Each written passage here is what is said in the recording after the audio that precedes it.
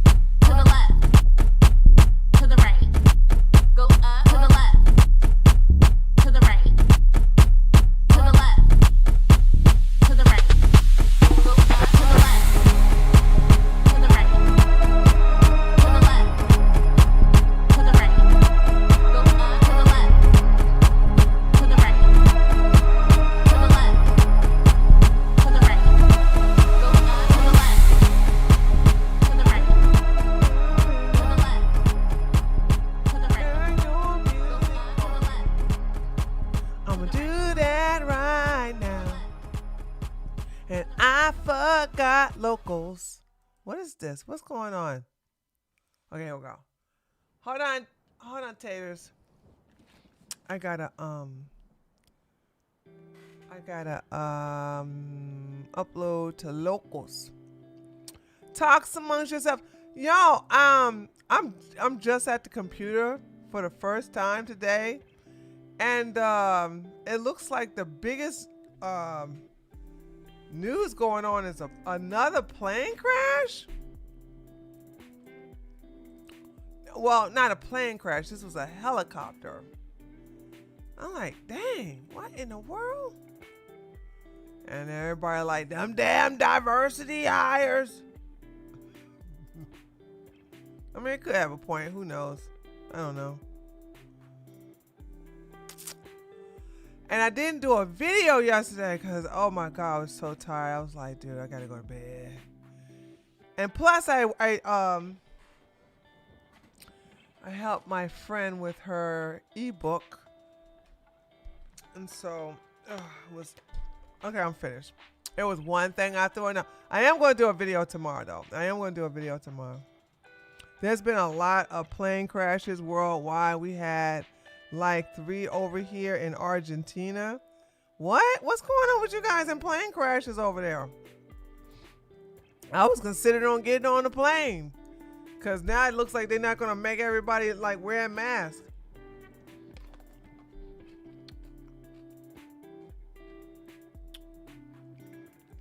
Another one in air traffic. Yeah, I was looking at it. It was hold on a second.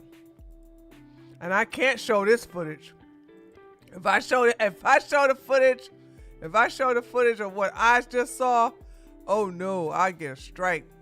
That was brutal. But you know what I don't like the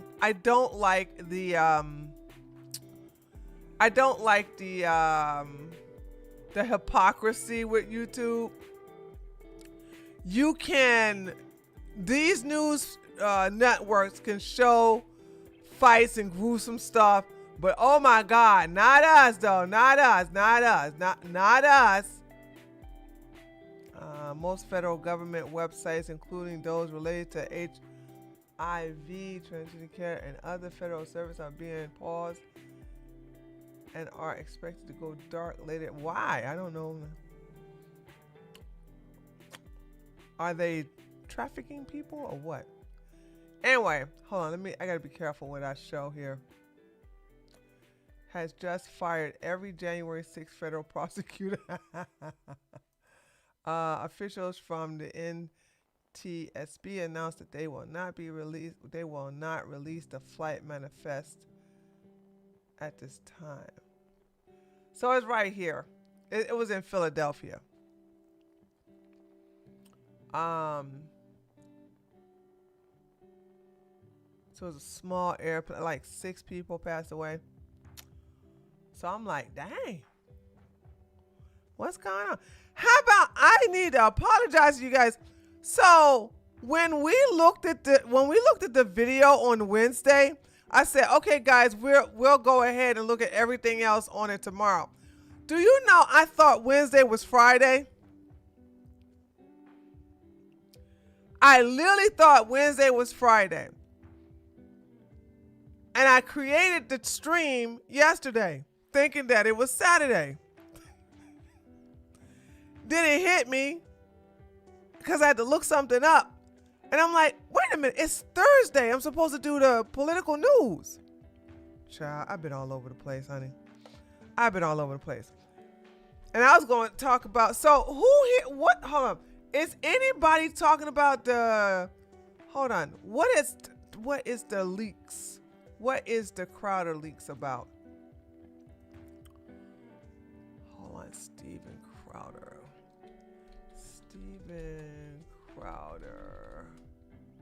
Here we go.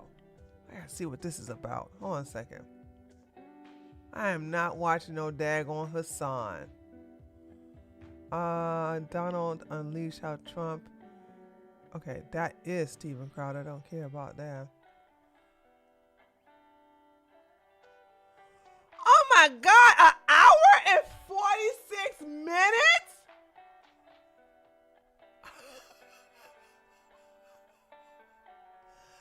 I'm not watching no. Well, I don't know. If it's juicy, I may. If it's juicy, I may do it.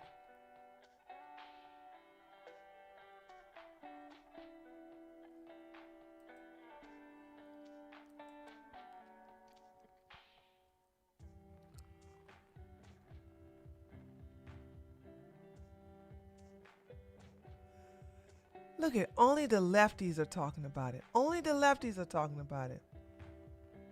And I hate both of them. The two people who are talking about it, Hassan and the Serfs, which is, what is his name? I can't remember his name. Who's this? He did 2 hours.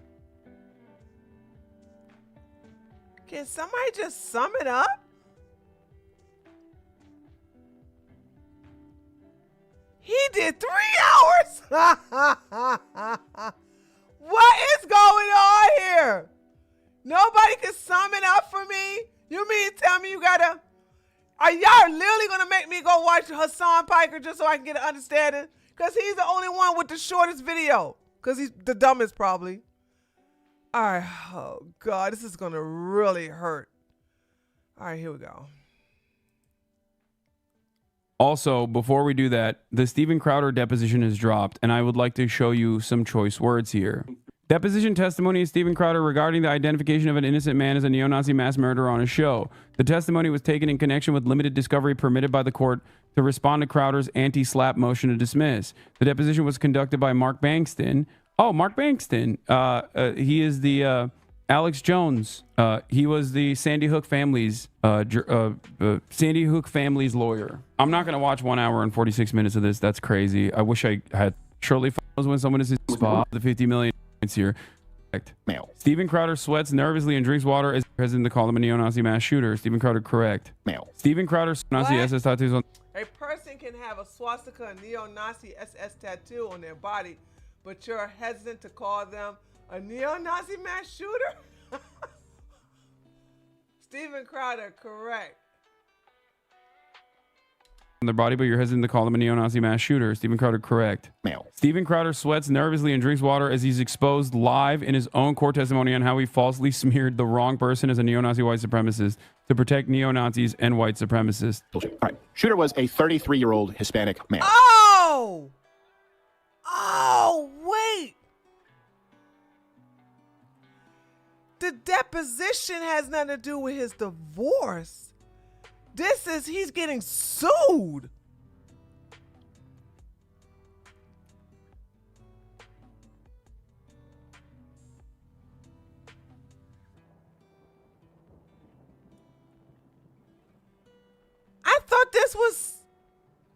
Wait a moment. I also thought this was from his case with Jared.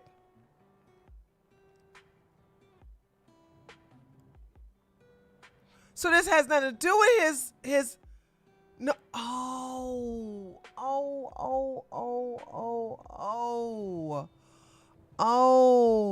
wow. Okay. No wonder people on the right isn't covering it. Who cares? Who is he getting sued by? Okay, I'm gonna do this some other time. Look like Ethan got to his content new on Hassan.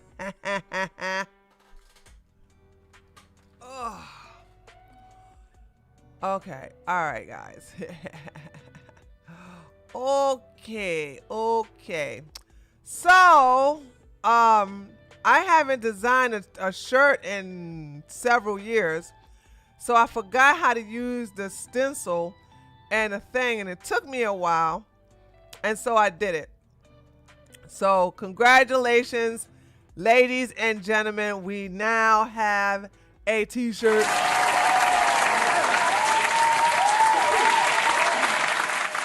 This is available in black, white, and pink. Okay. So I did it. I actually had to, because I was like, just saying real men don't argue with women. I was like, okay. I need to make it a little different. You know what I'm saying? I need to make it a little different. And I finished it right at, listen, it took me, I'm pretty mad at myself, but I guess I had to, oh my God. Thank you, Sun Dormant. It should say women. I'm so glad I showed it to you guys. I'm so glad I showed it to you guys before I launched it.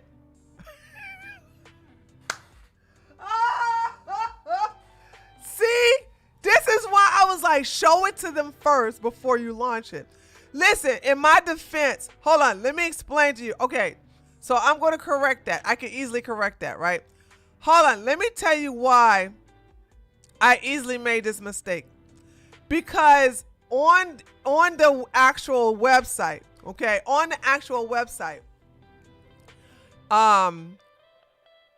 you can put the letters up there, but they were so crooked. And I was like, how do you fix this? How do you make this? So for an hour and a half, I'm talking with customer support. They're telling me to use their Adobe built-in system, blah, blah, blah. And then it finally hit me. Wait a minute, Tree. You always made the art offline, and then you uploaded it as a picture. And so I used Canvas, And I was like, okay, let's make the words. And so I made the words, and then I bolded men and bolded women, and I put woman instead of women. And then I realized, oh, okay, I can do it. And then I had to do it transparent, but I didn't proofread the woman part. But I said, don't launch it, okay? Don't launch it until you show it to the taters. Because they may say, okay, I don't like the way those words are set up. I don't like this, that, and the other. So that's why I wanted to show you guys. So there's that. So it's easy. So what I'm gonna do is I'm gonna fix it tonight and then show it to you guys tomorrow to see if you see anything I don't see. Cause I was tired. I told you I was so tired when I made this daggone thing. And so there's that. But I'm glad I showed it to you. I'm glad I showed it to you. So I got to take that and put women, not woman. All right. Okay. So yeah, you're right. All right, guys. As always, thank you so much for coming. We're gonna finish today because Joe was super duper generous with everything, with the donations the other day. What's our thoughts, baby? Thoughts. Guess what? I am working on a book, thanks to an ebook, thanks to you. Hold on, let me tell it to you. And I think I'm gonna talk about it on our. I think I'm gonna have this subject. I am gonna have this subject for our. I'm not only working on a small ebook for this subject, but I'm also going to talk about it in our space come this coming Tuesday at 1:00. So let me tell you what y'all remember when I couldn't understand who I was listening to when y'all was doing the kickbot.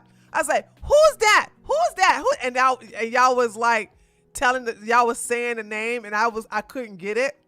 And then I said, I don't know when this happened or whatever, but she said her autistic ears could understand anything. Anyway, y'all know I hate when people use their mental, because I've been diagnosed with PTSD and I don't use it as like a crutch. Every time Thoughts talk about her autism, she talks about it as a positive, right? Like it's a superpower. Like, when my autistic thing is on it, and my autistic ears and my autistic, I was like, that woman never talk about her autism in a bad light, right? And I said, ooh, you should talk about that. You should say, your mental illness is your superpower. Because listen, y'all heard me say, that's the title of the book, right? Your mental illness is your superpower. Because y'all know that when the reason I never use my PTSD, I use it as an identity. I don't use it as anything, right? I'm like, okay, I don't even get triggered anymore. But it's like that right there, like when I think about like how has me having PTSD been like a superpower, I can think of a long list of things. And then I think, okay, you know what? When we were talking about SSRIs and I was getting mad that, some of y'all was still taking it when it don't work. Clearly, it doesn't work, right? Here's my question. And this goes to Destiny too. I remember Destiny saying on a show, and I need to probably look at the very few times we was talking on his show, where he says, because when Destiny says you're crazy, I said, I am crazy. I said, but I'm the kind of crazy that knows she crazy. That makes me a dangerous crazy woman. Okay. I weaponize my crazy. Okay. It's not, I don't take that as an offense. I don't sit up here and go, I'm not crazy. Like, no, I'm crazy. I am. Watch out. Be careful. Okay. So, I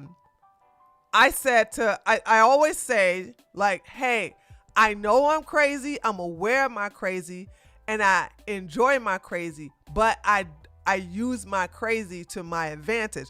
Just like when I told you guys the stalker, that one stalker I had, and I end up like taking a what do you call that? The crowbar out of the back of my trunk and bust out all his windows in his car while he's talking about some, ooh, I like that skirt you wearing. I like that. I'm like, oh yeah, here you go, right up here you go, right up close in color.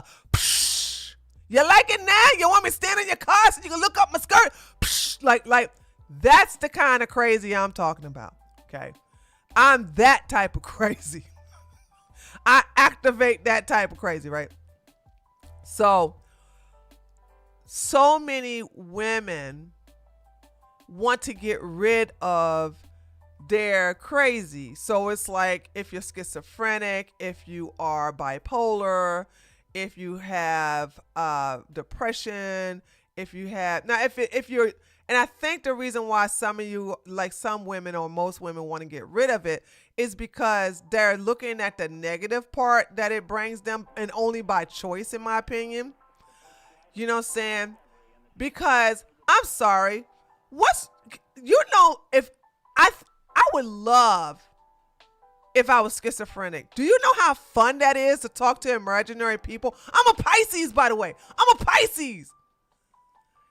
Okay? Those of you who are Pisces, we love to live in a fantasy. We do. Dude, to literally believe that you're talking to somebody who ain't there. To literally talk. Like, do you believe somebody's right there you talking to? And then you got different personalities, which all of us have different personalities, right? So it's like I find the topic so fascinating now that I was like, dude, why are people using this as a bad thing? You know what I mean? Why? Like, seriously, like, answer me. What? They go, Reverend, she's such a bitch, dude. I swear. What's she coming up here talking something, bruh? What are you talking about? Tree, you are literally the most aggressive Pisces I have ever met. It's the Leo moon. People don't even know I'm a Pisces. It's that Leo moon. Okay, that's why nobody realized. Because if you really think about it, oh, I got a Leo moon. You too, Reverend. Oh, no wonder you a bitch. Okay, no wonder. That made sense. I got a Cancer rising. So that's time y'all catch me on my soft. Sometimes y'all catch me on my soft days. It don't. I try to hide it though. So, but anyway. So like I love playing pretend with my goddaughter. All right. I used to like to play, but my godson grew out of it. And that's so sad. It's so sad he doesn't do it anymore. Oh, but my goddaughter does. So we play pretend a lot. Because I like that stuff, dude. I get into it. But I think like, what's wrong? What's like when you have, why can't people look at these things as a gift? You know what I'm saying? I think when it gets to the point where you feel like all hope is lost, or if you feel like, if you get to the point where you have it take over your life, that's a different mentality. And it's all in how you look at it. Like, you're looking at it as a defeating thing. You're looking at it as a defect. You're looking at your crazy or your illness or whatever you've been diagnosed with. You're looking at it as a handicap and not a superpower. Like, what if you look at your stuff like a superpower? I just don't like labeling myself any of these things because, well, I've only been diagnosed with PTSD, but it's like, I was looking at all of the different types of illnesses, and I was like, dude, and I'm saying this, I'm like, dude, I swear, I wouldn't mind having some of this, because I would weaponize this to the sky, till the sky turns dark. I just would. But everybody like, well, you have to stop me. You have to understand. I got bipolar. I'm bipolar. So they use it, they weaponize it in order to excuse the bad things they do. And it's all in how you focus. It's all in what you focus. Instead of using it to be a butthole, why not use it to be a hero? Okay? If there was a cure for autism, I wouldn't take it. No matter what negatives I come with, I'm a net positive. I code fine. Yeah, I think I remember many, by the way, this is when I was in high school. I sat a child, a little boy who was dyslexic, right? And it was kind of cute and I always had him write stuff out because I found it cute. You know, say how he would switch certain letters around and everything like that. And I was sitting in my head, I was thinking like, maybe there's a possibility that there was another part of him wanting to write another language. I'm sorry. That's how I never, the only time I would look at certain illnesses bad is when they do bad things. Or when you try to make excuses for saying something stupid or doing something stupid and you go, I can't, I'm so sorry, I'm autistic. I didn't mean to do that. I didn't mean to I'm sorry. I'm schizophrenic. No, I don't like that. I don't like when people knowingly do bad things and then they want to blame it on their illness. Instead of you just using that to be a better person, to have advantages that other people don't have. It's amazing. Everybody want to be different. Everybody want to look different. Everybody want to do something that's going to stand them out from the crowd. But instead of you all embracing certain things that you could think is a shortcoming, like look at what's the one in the in the wheelchair that can't move and he cheated on his wife with his nurse.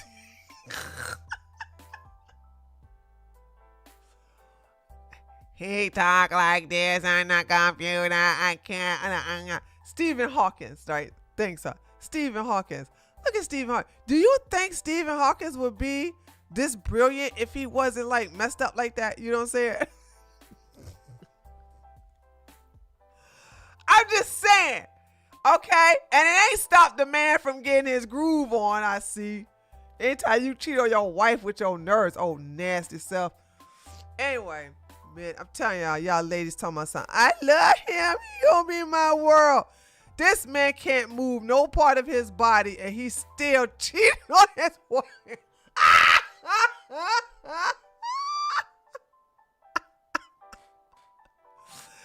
he still cheated on his wife. He still did it. Okay?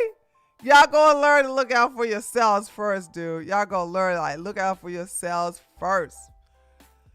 Woo! Robot voices are sexy. Apparently so, because he sure got this man ain't hurting for no daggone wife.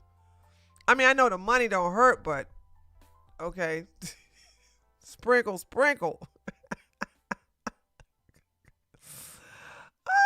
I don't know, Revenia. I don't know. Listen, you got to ask me. Wait, all I know is that he cheated on his wife with his nurse. His divorced his wife and married his nurse, who is now his wife. He switched up his pattern.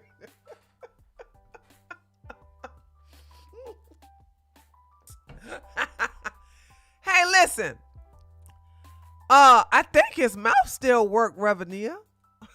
I do believe it works. I think it works a little bit. I think it works a little bit. I think. Oh, that's right. He's dead. My bad. I don't know why I'm talking to him like he's. I don't know why I'm talking to him like he. Well, when did he die? That shizzle.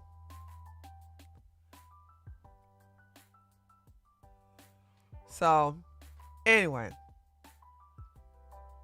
death by snoo snoo. If only. Imagine getting cheated on by a computer.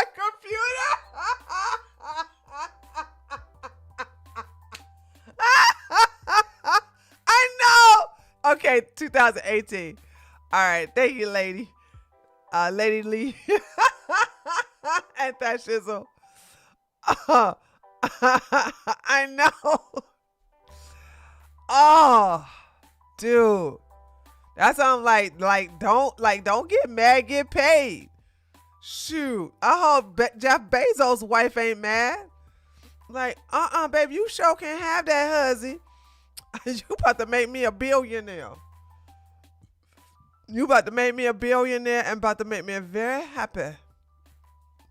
So, and anyway, let's get into this. So, hold on, let's check on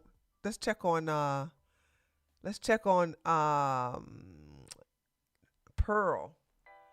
Pearl hasn't had a donation in 14 days. It's about to be February tomorrow. And so far she raised $11,752. Let's see what she has raised so far at the refresh. Uh-oh! It is now $11,777. She got a $25 donation 2 days ago. When did she launch this? Hold on. When did she launch this thing? She launched this back in November. She's about to go on 3 months. And all this multimillionaire only raised $11,000 for a documentary no one cares about. Okay, mind you. Okay, this documentary is not going to be profitable. That's probably why she couldn't get no investors. That's probably why her mama told her daggone beta daddy, "You better not get that heaven no more money." Nobody cares about Pearl. Okay? Nobody cares about this documentary. Who cares about a bunch of men? Hey, she left me. Hey, I gotta pay child support. Hey, I don't know why she did this to me. Hey, now I gotta use my hand. Hey, the court system is geared against men. Hey. Cry, cry, cry me a river. Okay? You men keep talking about you're the leaders.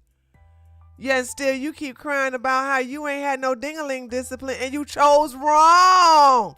You always talking about how, oh, you lazy to choose right. Okay, y'all chose wrong. So I'm going to use the same excuse you use for women being single baby mamas, right? Because all these guys always say, oh, you chose wrong. You chose wrong. You chose wrong. Okay. When I see these men getting like dragged over the coals in divorce court, I'm like, you should have chose right. Choose better. Get good. You chose wrong. That's your fault. You should have been, you the leader. You should have had your leadership skills to choose the right woman. Suffer, piggy, suffer. Suffer, man, suffer. That's true. Mars says only broke men cry about divorce settlement. Right, because Jeff Bezos had to give like half his money as a billionaire. You don't see him crying. He was like, whatever my wife wants, give it to her. Okay. Who else cheated on their wife and doing a divorce? They were like, just give her what she wants. Just give her what she wants. Her tweets don't blow up anymore. They just fall. They're just full of her simps blowing smoke up her butt. Yep. Nobody care about Pearl. Like when you have dropped off. Anyway, speaking of dropping off, we're going to finish this. When you have dropped off the monetization chain, like what? You ain't getting no money versus Cash App or whatever. As a matter of fact, let me see what she's doing. Let's go see. Hold on a second.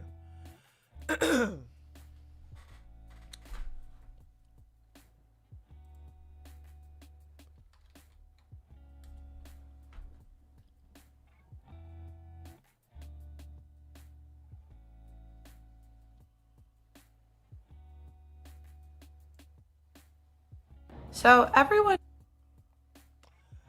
Do men believe having a second marriage is worth it?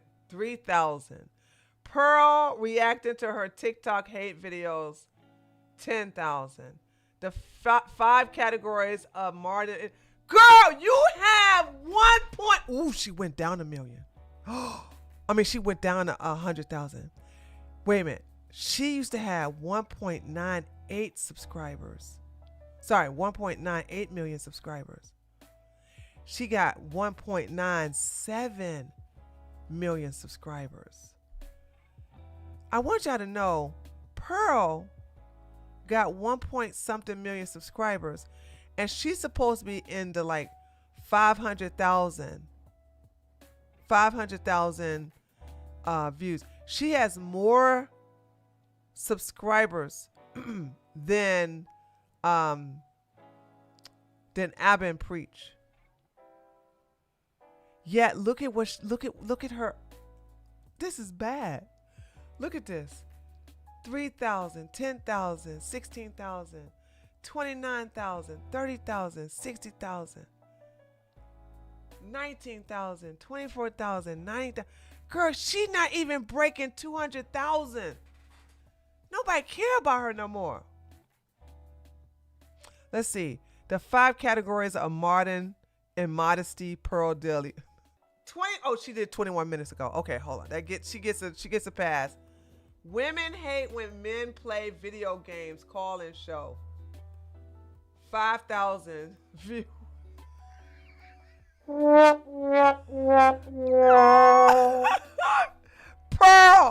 Pearl, your live streams used to be 6 digits.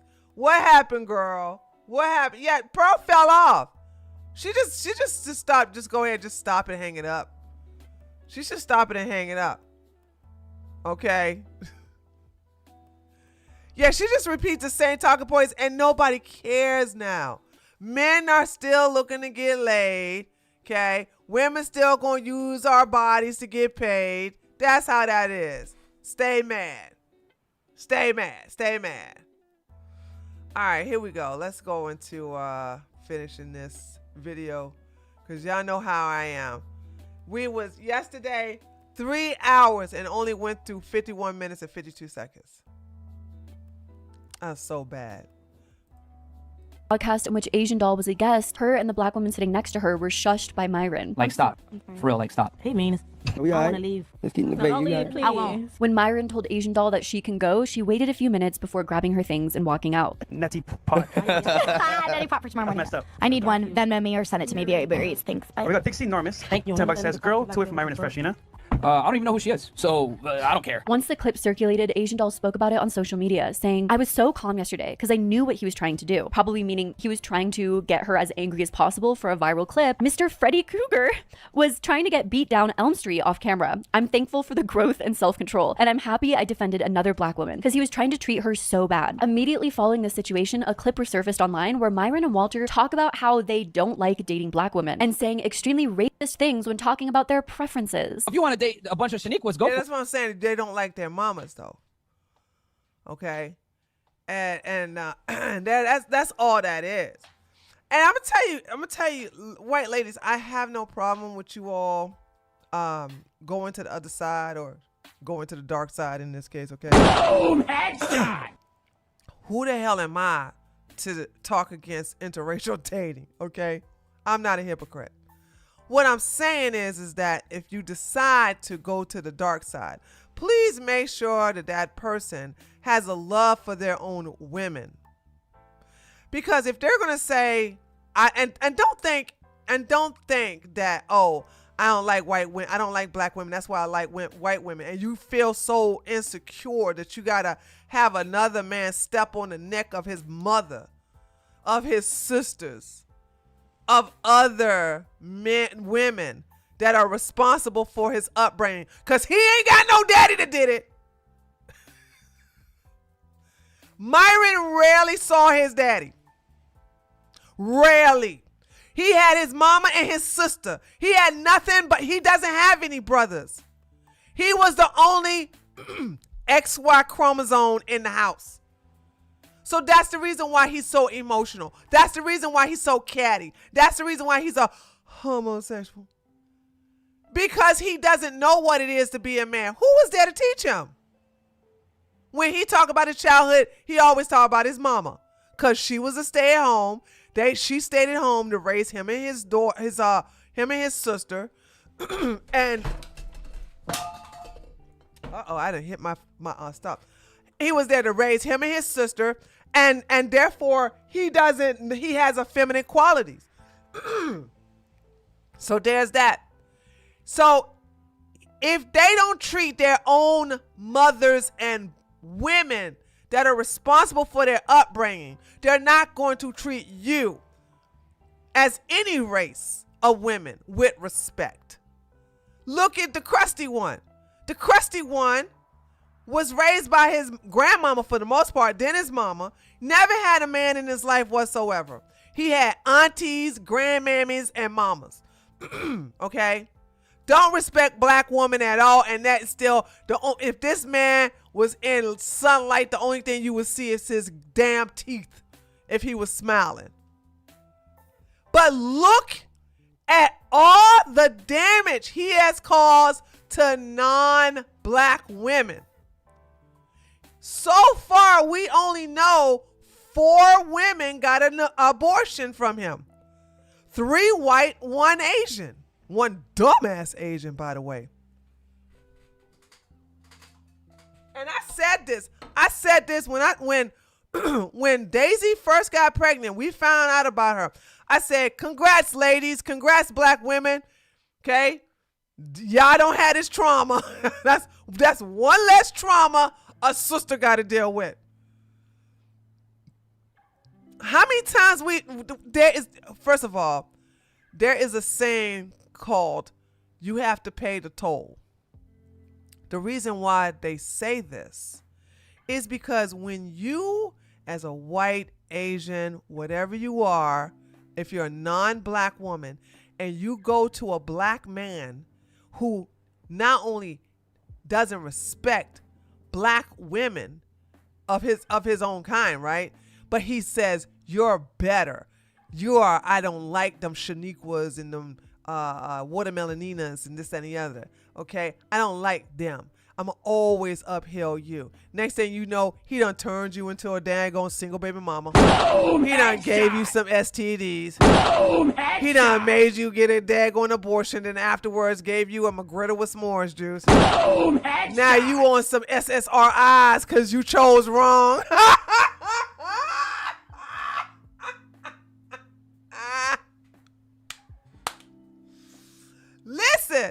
Listen. Okay? I can see if you go, I'm only black women, just sit this one out. I'm talking to non-black women, right? If you decide to go to the dark side, go to a dark side where they say, I am only dating women not based upon their color, but based upon our compatibility. Okay?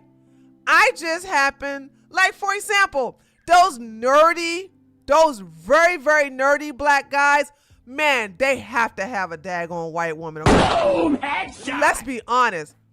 We have very few nerdy black women. And the very few nerdy black women that are out there, they get all woke.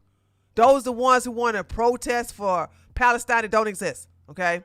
Those are the ones who are all marching for Black Lives Matter. No, I'm talking about your nerdy guys that talk like this and they have glasses and they start talking about some language that you don't know anything about. Their balls didn't drop. Those. Okay? These are the type of men I expect to have other races. I expect those type of men to have Asian women. Okay? Because, I mean, if they go, your average black woman are not gonna find these type of black men attractive. Your average black woman are not going to want to deal with these men because they're gonna say you're talking white, you're acting white, you're a nerd, you're always reading. Imagine teasing somebody for reading. Okay, you want to go to the museum instead of going to the basketball game. You don't want it. You're not invited to the cookout, blah, blah, blah. Why should these type of black men deal with that? Yeah, go where you're compatible with. But it's like, I've never been proven wrong when it comes to outside races of women going to these dysfunctional black men that hate who they come from. Okay? When you literally hate who brought you into this world. When you literally hate that. Now, when it comes to black women, okay, it's another way around. Because you know how I believe. I believe we came first, we made them. So therefore, you hate black men, you hate which that you produced. You hate a part of yourself. All right? Now, once again, I can see if you're in a situation like what most of us are in, most of the black women here, we are on the right, we're conservatives, okay? You don't have that many black men on this side, and the black men that are on this side prefer white women. So get with what you can, okay? And not only that, though, I like my white men white. I don't want them to be wiggers. I don't want them to be like generic black men. I want them to talk white, walk white, and act white. Okay, I want them white. I want them raisins and potato salad white. I heard some of the black male nerds didn't like the black female ones. You know what? I would have to see why. Because like I said, Reverend, are those nerdy black ones being woke?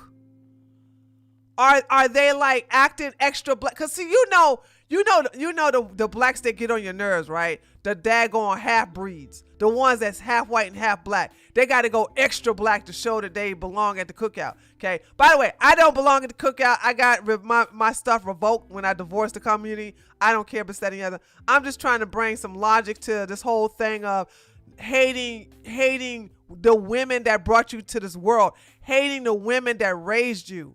It's totally different with black women because black women are raised by other black women.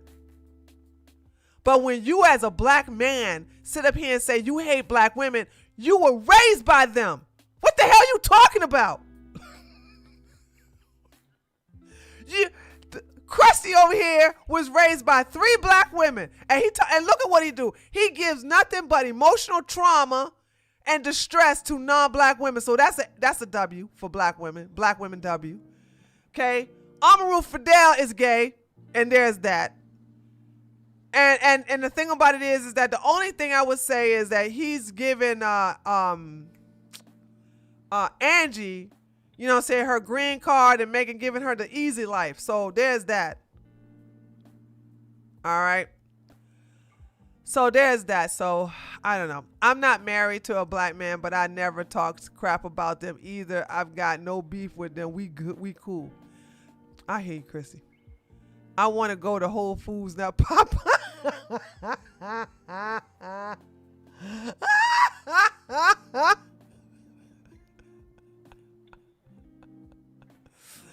Oh, God. I'm Latina, and every time black men flirt with me, they pick up lines always include as an insult to black women. Yes, those, let me say this, stay away from those type of black men. Ain't no good gonna come to them. Ain't no good gonna come to you either. Okay? Black men generally believe all non-black women like me want to compete with black women for black men validation. Well, you know, and let me just say this, and I know some black women are gonna get mad at me, but it's their fault. Dumbass black women thinking that they gotta compete for these old crusty things. And they literally do. They literally get mad. Like, any black woman that gets mad that a black man goes with anyone outside their race, you a dumbass. You just undesirable. honey, because I'm sorry. My question to you is, why can't you do that? Oh, because you're not desirable. I'm not feeding into the narrative that black women are not desirable. Clearly we are. What I'm saying is, them butterfly eyelashes you got glued to your face and them strips of daggone different multicolored hair, if you don't have a bonnet on your damn head, with all kinds of big old crazy lipstick and stuff like that. All right, you walking around here with some crazy. I don't say, why would other races find you desirable doing that to your face and body? Oh yeah, and the claws. Oh my God, those long nails. Like, you gotta ask yourself, like, why would, if you are not competitive with the type of women in his own race, I don't understand what's the problem. Like, what? You doing it to yourself. Child, please. I ain't never, ever had no problem getting who I wanted. Okay? And I don't put myself in a first of all, I'm already outside one category, and that's being tall. All right? Very tall. Me being very tall is an advantage and a disadvantage. I make sure I capitalize on the advantage. And I realize that, hey, most tall men, I don't want tall men anyway, but most tall men are not going to want me. They want the short ones. Good. Go get them. Go get them. Go get them, Fido. But when you understand your advantages and your disadvantages, you try to do your best to sharpen up your disadvantages to a certain extent. And once you reach that cap, you go ahead and work what you got. So these two clowns not liking black women, first of all, it just lets you know the state of black women that are still going on their show. Why the hell would I come on a show that don't like me as who I am? You don't like me because I'm a black woman, and yet still you want me on their show, so you can attack. Well, y'all already know how that. Y'all was here when Walter invited me on the show. I said, hell no, you ain't gonna Frank cancel me. The hell you think you will meet somewhere neutral? Honey, that would be a viral video. That video would be, do you understand? I would never put myself in a situation where somebody got to sit up here and throw that video in my face every time I critique these ignorant boys. Because you know, if I was to go on that show, first of all, we all know how that would have ended, right? But anyway, they would have been like, ha, you just mad because they made you look stupid on the show. You want them fresh and fit and you got owned. L. You just jealous because they made you look stupid. Child, please. Ain't no way I would put myself in that situation. That's why I don't have, if you ain't got no OnlyFans, I look at you dumb for going on there. Man. LaQuisha. Yeah, like me and Fresh aren't really down with the brown like that. Man. We ain't night riders. Like in general, me and Fresh don't dabble in the dark, if you know what I'm saying. Yep. The funniest part of Walter and Myron's "we don't dabble in the dark" statements is that both of them seemingly did date and even marry black women. It seems like from what's been posted about Walter's ex-wife, she was a woman of color. Myron also dated a black woman. It seems they're both clearly well, no, that's just a photo op. Oh, girl, you should have talked to me.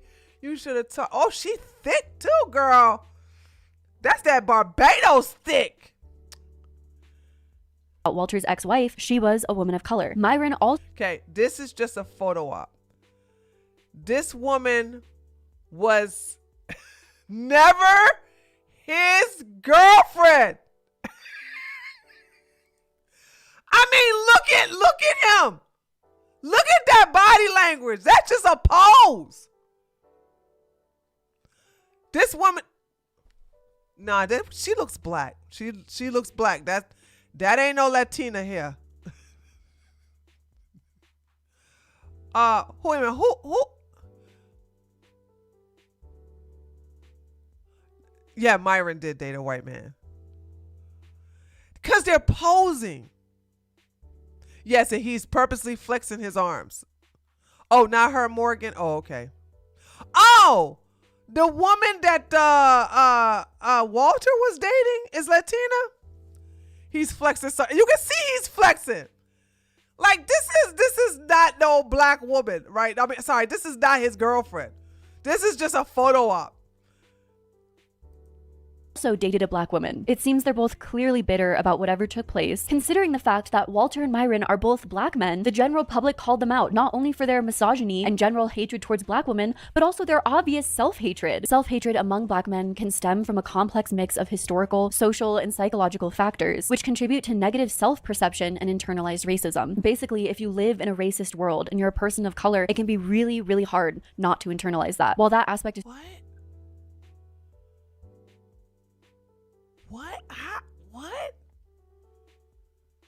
First of all, what racist world?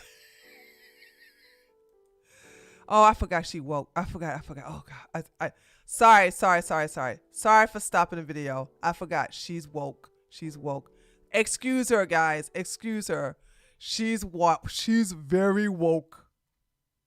Certainly understandable. It just doesn't justify the racism, self-hatred, and overall mean comments towards black women that Walter and Myron have spewed. During this controversy, Walter and Myron ended up being guests on the Flagrant 2 podcast, in which the host confronted them. Myron claimed that the Asian doll situation was just taken out of context. And of course they posted out of context. Then that's when Twitter pulls out that old clip from a year ago and says, these guys are racist too, check this out. Or maybe Myron was so used to instigating women, predominantly women of color, on his podcast, subsisting in an echo chamber where men often called those same women crazy, that he never expected any backlash to come from that. The lack of self-reflection and how Myron takes a passive role when it comes to his own actions seems very beta, very low-value male. But then the way in which you went about how you don't like black women, I don't like the ratchet, I don't like the ghetto, I don't like the Shaniquas, like, that's like, if you were a white person saying all that, that's racist. And no, that's not racist. No, okay. Oh God, I cannot believe. I don't like the Shaquitas either. I don't like the pick-me's. I don't like no watermeloninas. No, it's not racist. Okay, it's not racist. I hate Tyrones. I don't like Pookies. I don't understand when we went away from the whole mentality of, there's two different types of people. There's blacks and then there's the N-words. Okay, I am a black woman who hates the N-words. I don't deal with them, and I will call them out. And this is the reason why depending upon who I'm attacking.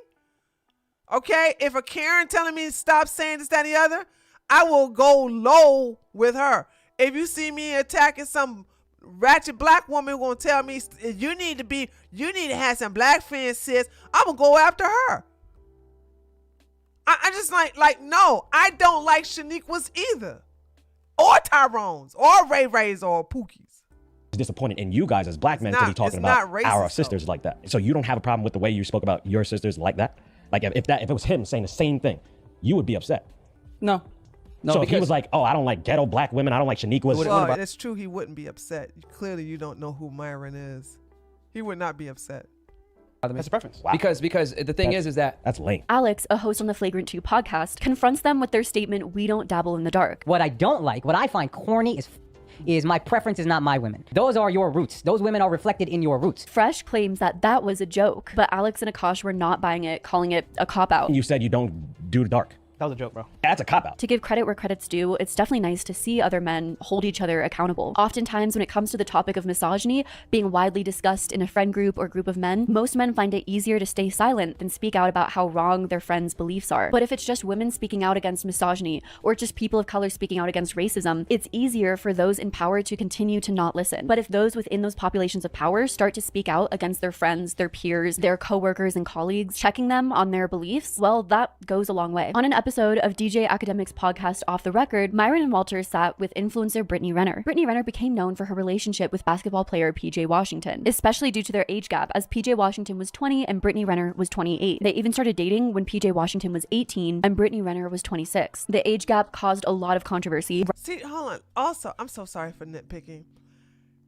This is not working. This aesthetics, I see what she's trying to do, but the screen is too dark. The only reason I'm paying attention to it is because she got it in the dead center of the screen while she's to the right. I think that's terrible placing for this video. Okay, so she should be in the center and have it either to the side, like. But having this in the center with all this dark, it's just stupid. Just have it like, have the screen light and then have the words dark. I mean, have the letters on there dark. Rightfully so, with many people believing that Brittany Renner were PJ Washington. The two had a baby together but broke up shortly after. Many people also called Brittany Renner a gold digger. There were even some fake reports that she was requesting $200,000 a month in child support. During that time, an old video resurfaced of Brittany Renner where she advised women to sleep with athletes and get pregnant to get an easy payday. Since then, Brittany Renner's reputation had been on a downward spiral. I'm sure that Fresh and Fit wanted her on a podcast with them because it seemed like an easy slam dunk. No pun intended. On the surface, it seemed like Brittany Renner was the exact type of woman they warned their viewers about. So they probably thought that they would easily be able to pick her apart on camera, or at least instigate her and get her angry for their viewers to see and react to. But on the podcast, Brittany Renner shared her side of the story, claiming her She destroyed Myron. She destroyed. I don't even like Brittany, but she destroyed him. Also refused to go on the show. Said, "I'm not gonna come on your show. If you want to debate with me, come on Act Show." ex is a liar and a cheater. Myron basically said, yes, and to Myron, when you're a high value man, cheating, lying, and deceiving should be a rite of passage. And I said, I want commitment. No, but I want you to be faithful to me. When you deal with a certain caliber guy, you're not gonna get him to yourself. Like, I need to drill this in women's head. Like, yo, the more money and status a man has, the less likely he's gonna be faithful to you. Brittany explains, in my opinion, the most hurtful aspect of cheating, which is the deceit of it all, which I think most people know and understand. I think if there was more transparency, like, hey, you're gonna have this, this, and this, but it's gonna be more of an open relationship. I just feel like there was a conversation that could have been had to where let me make the choice myself. But you took that choice away from me when you decided to be deceitful. On the podcast, Brittany Renner confronted Walter and Myron. Women run around and say, I'm special, I'm different. Oh, no. It's like, nah, bro. What do you gain from telling girls that they're not special? How does that make you feel? Brittany turns the statement around to Myron and asks what makes him so special. So what makes you special then? I never said I was. Myron, interestingly, never answers the question about what makes him special. She also gives the phenomenal comparison of Fresh and Fit devaluing women versus how much value their podcast actually brings to the world. If I insult you, or if I tell you you're not special, you're forgettable, what does that do for me? You're forgettable. That's why I didn't want to do you guys' podcast. Forgettable. Hate the setup. That's okay if it wasn't a fit for me, but I also don't need to, in a way kind of try to devalue what you guys have going on. So no woman is special, but yet you guys have a whole podcast dedicated how to get women. Just for sex. That's all you guys are. So you're saying men are just limited to just sex. That's all they care about is sex. It felt like... Well, that just shows you how women are very valuable. Unfortunately, a lot of women don't realize that. Like, do you understand that these clowns wouldn't have made the millions that they made if it wasn't for you? Andrew Tate and his stupid going bald brother wouldn't have been millionaires, multimillionaires if it wasn't for women. Elon Musk is a multi-billionaire. He has done it without exploiting women. Now he's a single baby mama maker, but that's on another story. That's another story, right? But I'm just saying, like, I don't have no respect for no man who basically makes his killing off of the backs of the women. But if you want to know who's really to blame, it's the women who allowed these men to make money off of them. Okay? That's my problem. On this podcast, once someone finally used their own statements against them, turned the table, instead of responding in anger like they intend, their arguments completely fall apart. It exposes the imbalance between their words and their actions, a consistent theme throughout this video. And Brittany Renner exposed the obvious logical flaw in their podcast, which is that just because Fresh and Fit may not see the value in women and the relationships they're in, doesn't inherently mean those women have no value. We all as individual people place different values in a different array. They know it's valuable. They know they can't. Let's go look. They know women are very valuable. They just want to say they not have. That's like having a goose that lays a nothing but golden eggs and saying, "Oh, this chicken is worthless." But if something happens to their goose, they'll lose their mind.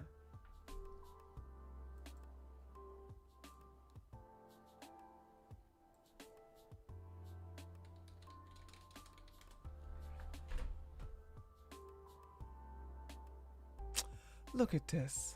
Look at this. Oh yeah, that debate is happening. Lily, that debate is happening. Okay, let's tune in just a little bit. Hold on. Lily told me this debate was going to happen. Bias for a single year. That's not how you do a statistical analysis. Gary knows this. Everybody knows this. You would have to do a statistical analysis of such a bold claim of Gary's still fat. Talking about something. I know some things I don't know, right? I know something. Okay, hold on. All right, y'all. Here we go. Okay, they got 2.5 thousand people watching them right now. So she brags about her abortion. So 67,000. 5 ways to know she's for the streets. 26,000 with Donovan Sharp.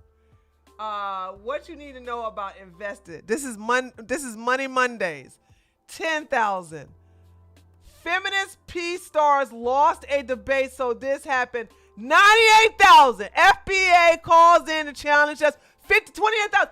They know. They know. Where's the value? They know it.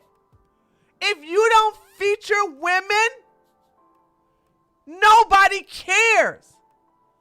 Look at this. Let's just go through this, okay? All right. So here we got 14,000, 21,000, 74,000 because you got a panel of women. 96,000, 21,000, 101,000. Both of the most highest videos, live streams, have a panel of women. 72,000, 12,000, 62,000. You have a panel of women here, and you got Lily Phillips, who had a train ran on her to try to break the world's record. Right here, the highest live stream. Right here, the highest live stream. They know that women are their bread and butter. They know that. They had a daggone 2-hour stream with some daggone sorry ass Donovan Sharp. 26,000. But when you get a whole thing of women on there, 67,000? By the way, 67,000 is really sorry to what they used to have. To what they used to have.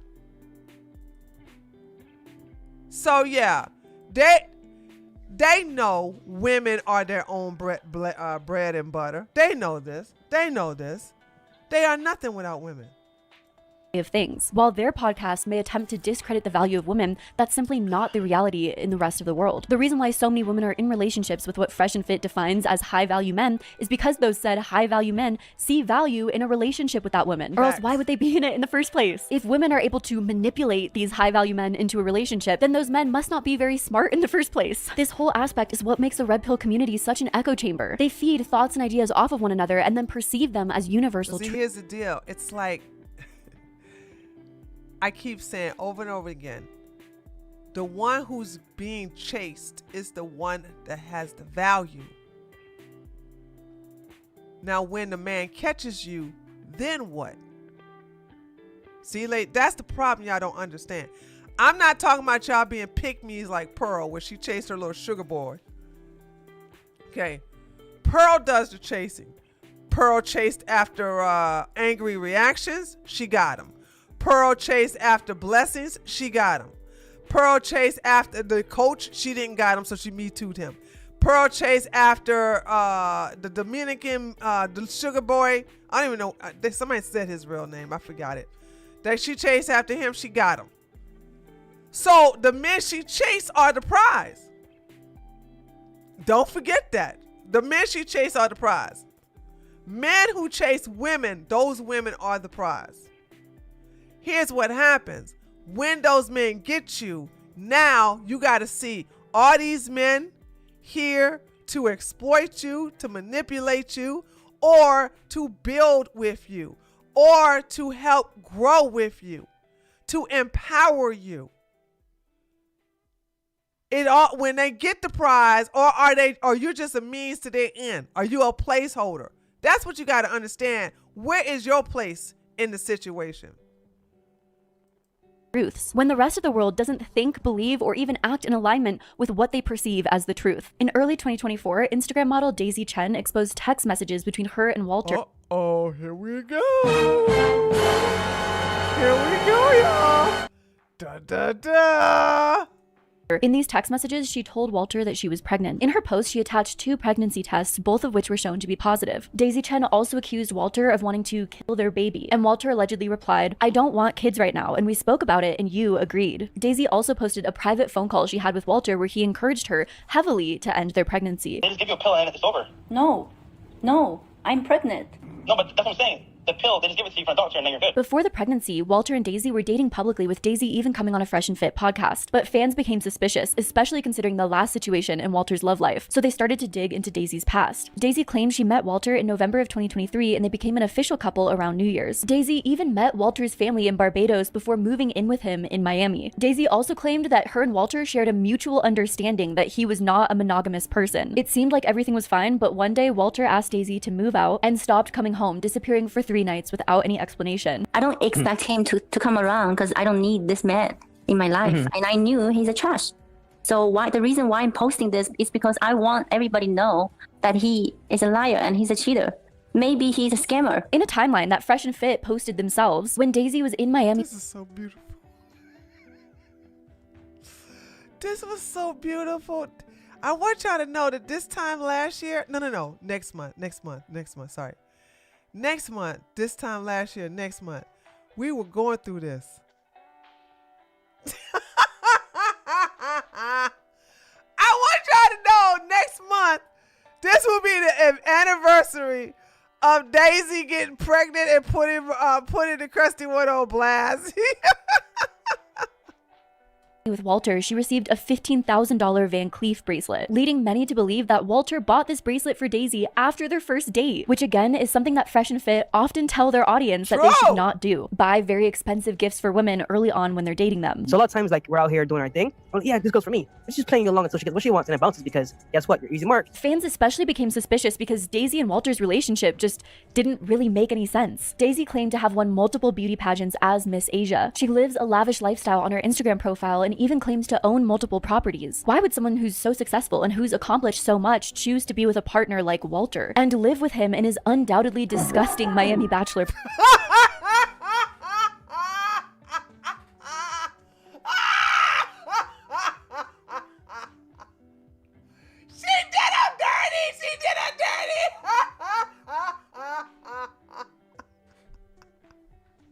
Chat, she did him dirty. She made me woke, but she did him dirty, dude. She did Oh, I gotta rewind this. She woke, but she did him dirty. She did. Congratulations, girl. You get some points for this one. You get some points for this one, okay?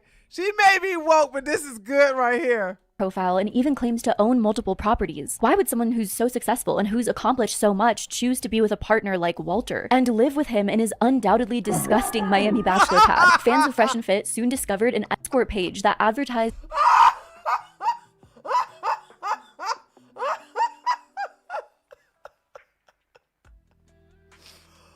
Oh, okay. That was just so good. That's so good. Okay, here we go. Daisy's services. Once this came out, Fresh and Fit went on a podcast and quickly defended Daisy, which definitely wouldn't come back around to bite them in the ass. They claimed that the escort pages advertising Daisy's services are fake, just like there's a lot of fake profiles of women out there. How many fake pages are there where people take models' photos and then use them to advertise something? There's fake pages of me. I'm not no Chad. There's fake pages of Fresh. Yeah. Like, guys, did you guys forget that this girl was like Miss China?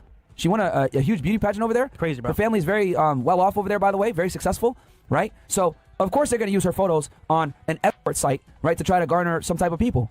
But like, bro, that's not her. Walter even claimed if it's true, then props to her, which is an extremely different take than don't date 304s. Women just want all your money. So whatever a girl does, even if it was true, bro, props to her. I'm having a great time. Fans even started to wonder if Daisy's Miss Asia beauty pageant titles were fake, especially since her name was not. Yes. She's a model. I'm using air quotes, by the way. Recorded anywhere online. These beauty competitions. Oh, that's me! That's me! Oh, that's me! That's me! Look at me! Look at me! Look at me! Oh, hold on. We gotta rewind that. I just did the quotations, dude. I just did the quotation. Chat. I just did the quotations, And then she shows me doing the quotations. Oh, man. Okay. Oh, shoot. What? Okay. Fans even started to wonder if Daisy's Miss Asia beauty pageant titles were fake, especially since her name was not recorded anywhere online. These beauty competitions are unregulated, uncertified. They are not, you can barely find the legitimacy, but as a matter of fact, they're not legitimate. According to Redditors, these fake beauty pageants are often held as almost photo opportunities so that S workers can up their rates. And after more digging, people found out that a man named Eli Nahas, who organized these fake beauty pageants, including Daisy's, was outed as a prostitution kingpin over a decade ago. This is Eli, and Eli is one of the major pimps in Lebanon. He takes the girls and he have a little beauty contest. Now, I don't think it's morally right to shame S workers in any way, which a lot of people ended up doing to Daisy, as you can guess with the Fresh and Fit audience base. The real importance of this situation is it shined a glaring light on how hypocritical Walter is. He continues to go after and date the very type of woman that the Fresh and Fit podcast says is so terrible and that you should never pursue. Why do Fresh and Fit continually tell these men that are listening to their podcast that they have to stay away from these women? Is it just so that Walter can have less competition when he pursues these women? Same thing with Myron, though. That's the thing. Walter don't want all this competition for the S workers that he wants to get, and Myron don't want all these women to be competitions for all the males that he want to get. It all works out perfectly, chat. You see how this works? They all want to get rid of their competition. They all want to get rid of their competition. Myron want to get rid of us so he can have direct access to all these men. Here's why he want to look at their Instagram when they want to call up in there and debate. I don't understand how looking at somebody's Instagram is relevant to a debate, but you know, go off, King, I guess. And then Krusty knows that he ain't got no chance if he ain't got no money. So he wants to get rid of all the men who are trying to go after Daisy and say, no, yeah, you come. You be with me, okay? I'm prize. Himself? I mean, there must be something incredibly appealing about these bad women if Walter continues to try and date them. Or maybe there's no such thing as bad women, at least not in the context that Fresh and Fit speak of. There isn't. There is a such thing as your type. And when you're down there in Miami, okay, the women that are the predominant look down there, you got the plastic surgery. The plastic surgery is what's in down there. But it's always been that way. I have never known Miami to not be that way. Down there to see somebody like Daisy with a body, honey, for every one of Daisy, there are 15 other women looking like her. So what makes them stand out? And these are the type of men that like to see these type of women on their arms. These are the type of men that like to have these women around them on their yachts, in the clubs, this, that, and the other. Miami always been that way. And so these guys are sitting here lying, talking about something, oh yeah, they only want me for, they just want you don't lead with your money. I'm like, and that's all y'all do is lead with your money. You lead with your wallet. Sorry, that's what it is really saying. So she is so spot on. This is really a good video, by the way.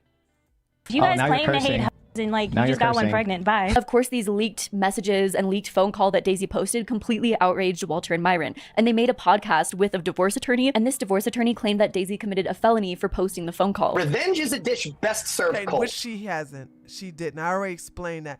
And anybody who deals with this lawyer is a POS, dude. I never liked him. I can't stand him. But if she recorded it in New York, what she did, that is not a two-party state. That's a one-party state. There are civil and criminal penalties for the kinds of behaviors that we're looking at. Myron, who's often very strong-willed about his beliefs, went on to defend Walter, which just made Myron look even more like a hypocrite. And it resulted in Fresh and Fit losing even more credibility among their community. This whole podcast also made Myron look even more unwell, since he had another tantrum of his, screaming into a mic and even throwing a glass. You motherfuckers weren't there when everyone in the mom came at us. You motherfuckers weren't there when I got the false accusation against me. You motherfuckers weren't there when this lied and said that I got her pregnant when I did it. By the way, ever since this happened, Myron stopped saying that women are too emotional. After after again breaking his little brown mug, after he broke his brown mug, notice Myron don't say, you can't talk to women, they're too emotional.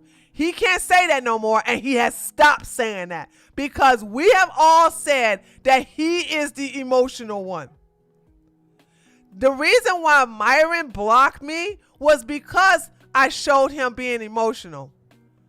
Where he says, women don't like women. Women are so emotional. They shouldn't be leaders. They shouldn't vote because they're too emotional. And then I showed him videos of him literally being emotional. Why is Myron emotional besides because he's a homosexual? Because he was raised by nothing but women. He had nobody to play with but his sister. So if you are a little boy, okay, and you can only play with your sister, but you got your mama that's raising you, there's no father presence because he's too busy working hard for the money, you're going to be effeminate. You don't know how to argue. You do not know how to express yourself. Okay? And I think that's the reason why I said real men don't argue with women, because, you know, if you had a masculine father in your life who's not a narcissist, who's not an alcoholic or anything like that, and the mom would argue with him, he wouldn't argue back. Child, please. And that's one thing. Before my grandfather died, I have always seen my grandfather be peaceful. Okay? He'll sit there and my grandmama would be fussing and he'll sit there and eat his food. It's like he would just tune her out and he was like, you hear me?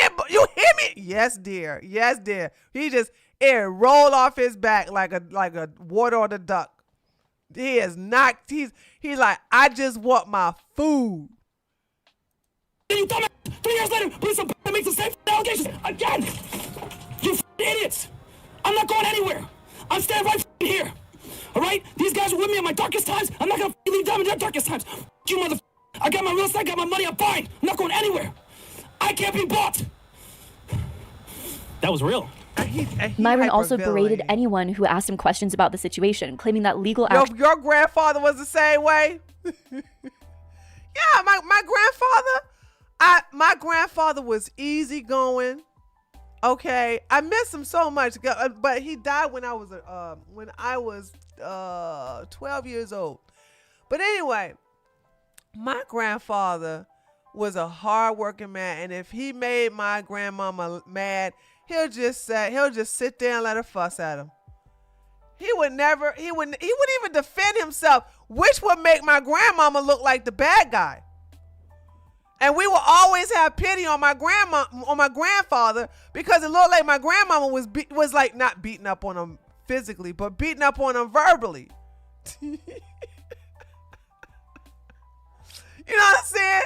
So it was like my grandfather, like, long as he had his food, long as he was able to sit in front of the TV and watch the game, and go out there in his garden, he was just a happy man. And church, of course, and church. Church. Was taking place behind the scenes. You don't know what the you're talking about, right? Okay. And there's a bunch of legal proceedings going on behind the scenes that you probably can't comprehend because you're a retard. So shut your mouth about this topic. YouTubers Abba and Preach uploaded a video where they interviewed Daisy. When they asked whether Walter agreed to have a baby with Daisy, Daisy showed text message receipts where he didn't seem too concerned about the possibility of her getting pregnant. And he said, what if you get pregnant? Isn't that better for a bigger house? I didn't reject you because I don't mind being pregnant with your baby. She's being direct. Yeah. She's telling him, and all he says is, no, I'm saying I like you a lot, and once you're happy, I'm happy. So can you understand why she's confused? Fresh and Fit responded to this through yet another podcast where they specifically called out Abba and Preach, as well as other commentary channels, for platforming Daisy, who Myron described as a criminal. This is a police report where she basically stole money from an individual. Okay, yeah.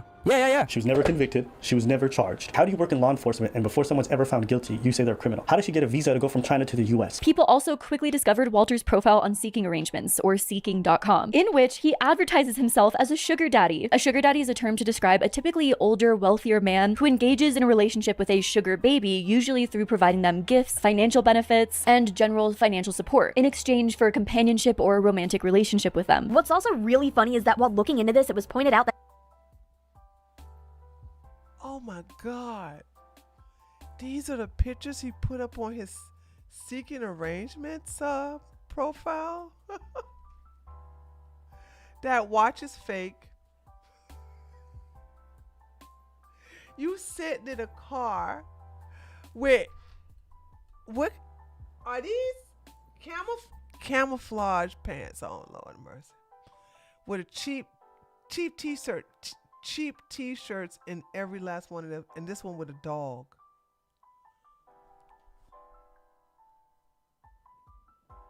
Good vibes only. And I can't believe one of my ex-taters got mad at me because I said, go after these men and get them for everything they got. Why should Andrew Tate have all the money? Why should Fresh and Fit take all the money? Why should the OF girls take the money? Just go for them. Just go get it. Go get it. That Walter was also on a sugar daddy website. This is a screenshot from over 2 years ago, so I don't know how accurate it is, if he is still using this or not, but I find it absolutely hilarious that this even exists, considering he's trying to give advice on how to pull girls to other people. While there's nothing wrong with being a sugar daddy or engaging in this sort of relationship, it just further emphasizes Walter's hypocrisy. Walter's entire persona was built through being a pickup artist, sleeping with over 1,000 women, and yet he's on a site where you have to pay to be in a relationship with women. How can you trust his advice on how to get women? But Walter wasn't the only member of Fresh and Fit exposed as a complete Myron says only so-and-so % of men get abs. By the way, I don't think Myron had abs anymore. And also found on Seeking Arrangements. You approached me on a sugar daddy website and asked me to be your sugar baby and then couldn't afford my allowance. Myron has continually been the most aggressive and outspoken in his beliefs on the Fresh and Fit podcast. Myron believes that most women are sluts. He claims that if you go after a woman who posts any level of revealing photos of themselves online or is interested in wealthy men, then you are the idiot. But it was we already know there's a lot of revealing photos of Angie, and excuse me, none of these photos are nude, but there's several string bikini pictures. There are lots of her in a very revealing. I like the dress, as a matter of fact. One of these dresses she wearing is a white dress. It's sexy as hell. But I was like, and on her Instagram, she had a very nice picture where she was showing. Hold on, let me see if I think I got that video. They were. Let me see if I can find it, guys. Hold on a sec, chat. I'm about to do some impromptu.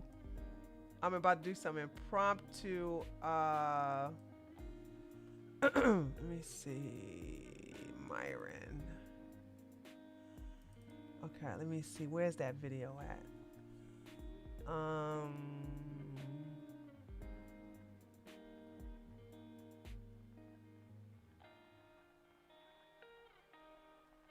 Oh gosh, I got so many videos of them. Hold on. I'm trying to find the video where Myron, my girl, other than you. Myron talks about college. Jeez Louise, I got so many daggone Myron videos. Hold on a second.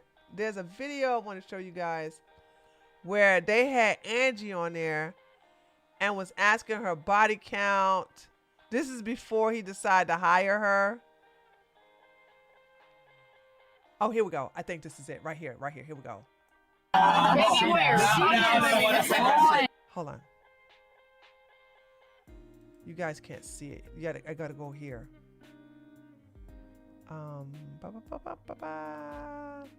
Okay, watch this. Everybody here is beautiful. You are gorgeous. You are beautiful. You are like everybody out there. There are other people out there. Let's go. Their personality.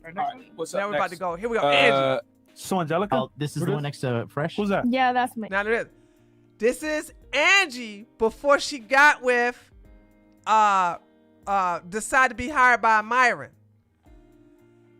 And by the way, I want y'all to know that Myron would call anybody else like this a hoe. Oh. Haram. Wait, you have a kid? No. Oh, okay. Not bad, but this beach bikini's got to go. That's not okay. That's not bad though. What? Not bad. Cover up, Jezebel. Angelica. You know what I would do if I saw a profile like this? I send her a DM, and I'd be like, "What's up?" And then we'll go from there. And that, but I always assume a girl is promiscuous until I meet her. Yeah. But yeah, you don't give off like. Guess what? Even if she is, so what? What that got to do with you? You ain't her daddy. Whole vibes immediately. But here's the thing. This is one of those in-between profiles, right? Like, you don't know, like, you got to meet her and figure it out and then see how she behaves. But you don't give off, like, a thotty profile all the way. It's a little bit of a thotty profile. No, so they're going to go clue in on that shirt picture where she shows a little bit of underboob. First, like hers, like, her profile is thotty. Here's the crazy part. You might meet a girl like you, right? And she's not that big of a thotty. And then you might meet a girl like you with your profile, not you in particular, ladies. But she's the big thotty. Right there. Right there. Let any other woman take this picture, okay? But these are not all the pictures, okay? These are not all. And this is her boyfriend who's in California. So what I always tell girls, right? When you do OnlyFans, Scroll you do down this more. shit, right? Scroll you down. do OnlyFans, whatever. Look. Even if you're not a hoe, Myron, look, the guys titties will out. assume you're a hoe. The titties out on that top left. Go, scroll up a little bit, Chris. Look at this. This is a haram. Oh yeah, haram. Yeah, never mind. 3 or 4. They are so cute. Never mind. Never mind. Streets. Streetwalker. Yeah, streets. How old are you, sweetheart? 25. Okay. Streets. All right, Angelina. Angelina Tars. Let's go with the boyfriend. Who's that? So Myron himself said that the woman he's pretending to be his girlfriend belong in the streets. Did you hear that? Did you hear that? Myron said out of his own mouth, that the woman that he is pretending to be his girlfriend, which I think he married because he want to get her the green card, he said she's for the streets. And yet still these stupid men follow him, telling him, Myron be telling the truth. Myron know what he talking about. No, he doesn't. Exposed by one of the women on the podcast that Myron found her on seeking arrangements and messaged her, reached out to her. You approached me on a sugar daddy website and asked me to be your sugar baby and then Never couldn't did. afford my allowance. Never did. He couldn't afford my $10,000 allowance a month and said, that's funny. Why don't you just come on my podcast instead? So he pays $40 a month to be on a fucking app. It's called Seeking Arrangements to troll women. Yes. And I know a bunch of girls have talked about it because that's his thing. Myron embarrassingly claimed that he paid the $40 a month to be on the website to use it as a dating website. Why are you on that? Because I use it as a dating site. I've said it many times. And people quickly found his Seeking Arrangements profile online. In his profile, he calls himself the 1% man, trying to be like... Because he has abs, by the way. I'm high value. I'm the top 1% of guys out there. There's all these photos of him. My favorite one is the one in the leather jacket and skinny jeans. Get a good long look at these photos because this right here is a 1% guy. You're never gonna see another guy like this. He asks people viewing his profile to please read the bio first. I'm very picky. Good luck. About me. I'm just here to find a brunette side chick to complement my blonde trophy wife that is pregnant with our mulatto baby. Just kidding. Teehee. Then he has bullet points listing all of his things that apparently make him high value, a 1% man, social media influencer, and content creator. I run a popular podcast in Miami. I bet a vodka soda you can't guess my ethnic background in 2 tries. I own a high-ticket coaching business, but I'm realizing that the notorious B.I.G. song, Mo Money, Mo Problems, is disappointingly true. I'm hoping you don't add to that disappointment. This is so cringy. I live in Miami, Florida. Not to sound cocky, but here are some numbers. Only 4% of the male population is over 6'2". Less than 1% of males are multimillionaires. Only 5% of men are in shape with abs. You lucked out. I have all 3 in one package. Too bad that package also comes This is something only a man would care about, okay?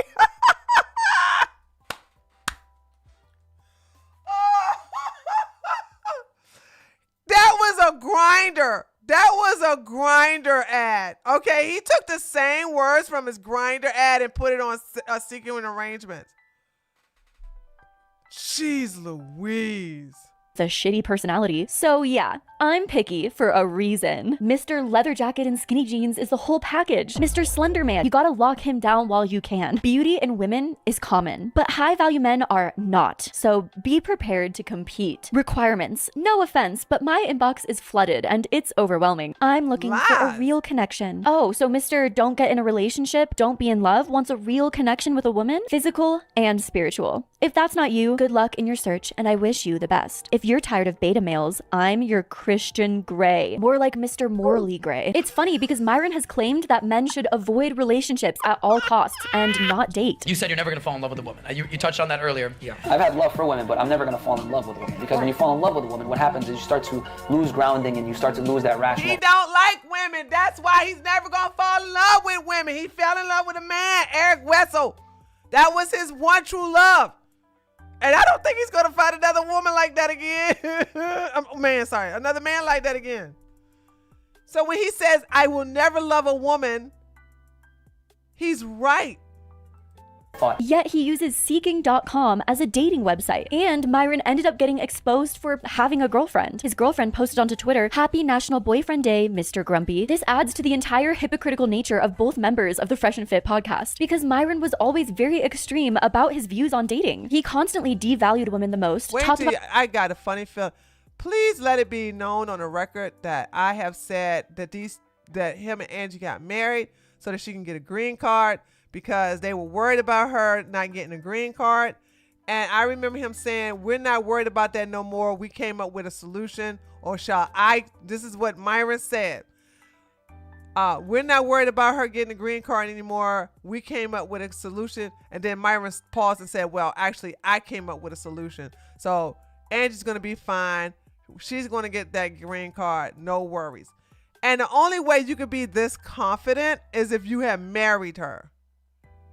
And when I asked them, when those two came after me, and I asked them, did you get married? Did you marry Angie? They stopped talking to me. They stopped attacking me. They didn't even answer the word. They didn't even answer the question. About wanting to have multiple wives, how most women are not deserving of the girlfriend treatment. For years, Myron denied being in a relationship with a woman, but it seems like the entire time he was in a committed relationship with a woman named Angie. Angie has even met his parents, but Myron's denied that he's dated Angie for that long. How long have you been with her? Has it been years? No. Or 9 months now. And though for Myron's entire career, he's claimed that you should close your emotions off to women, not allow yourself to get too close to them, now he's gushing over Angie. Guys, anytime someone comes up to me, you know what Angie does immediately? She goes, hey, do you want a picture? But she's not. He's not gushing over her. He's bragging about her to qualify himself as someone who can give relationship advice. These two are clearly not in love. I have video footage of her saying that they don't have sex. This man talks about you got to have sex with at least 50 women, and that if you're not smashing your girlfriend, then you a simp. Yet still, he's been with this chick, and she says they're not having sex. That don't make no damn sense. I know a lot of people want to make Myron look bad, but you got it. The whole thing of passing him off as a hypocrite is just not. They don't kiss like a couple. Ladies, you know when you love your you ain't even gotta say love. When you are into your man, you know how you kiss him. We are, because men are stupid. I'm not talking to men, right? Hashtag not all of you. But I'm telling you, ladies, think about the men that you were in a relationship. Did you kiss him like Angie kissed Myron? Do you do this forehead kiss and this mwah, peck on the lips kiss? Or do you stick your tongue down and going,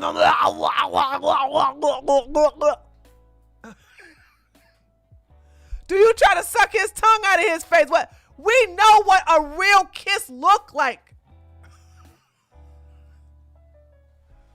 Holy smokes, I'm like, there's no evidence of them even, to me, even when they take a picture together, it's like brothers and sisters sitting beside each other. And she takes the phone and she takes the picture for them. And she'll make sure it's good before we leave. That's what Angie does. She don't do none of this bullshit about, no. She's by my side. She helps me out. She always gives me a hug and says, you're my superhero. Right? Yeah, you are her superhero though. That don't mean you are straight and y'all two are in a heterosexual relationship. You are her superhero. It's a win-win relationship. Platonic, by the way. She gets to get a soft free life validating you as heterosexual, sitting here saying that, letting you say all these crazy things of she packs your condoms, she lets you bang all the girls, she plays along with this because she signed the NDA, you pay her a lot of money and you give her access to a credit card where she ain't got to spend no money, plus you helping her get her green card. That is a win-win-win-win-win-win-win. What for her? Those are the plus for her. What do you get, Myron? You get to present yourself and cosplay as a straight man. You get to sit up here and tell other women, you don't look good like my girl. My girl look better than you. And she let me have other women. But yet still, you can't show these other women that'll sit up here and put up with you and sit up here and say, oh yeah, I'm in a situation with Myron while he's with his girlfriend. It's only Angie. Angie is your number one employee. And you get to say all this crazy stuff. You get to pretend that you know how to give relationship advice because you're cosplaying as a heterosexual man in a relationship with a woman. So that's where you win. You get to say all this crazy stuff about how she packs your condoms, how she basically approved the pictures that you're going to put on the site, how she vets the women that come over to your apartment, how she cleans up your condoms off the floor. You say all this crazy stuff. Yay, I got a subscriber.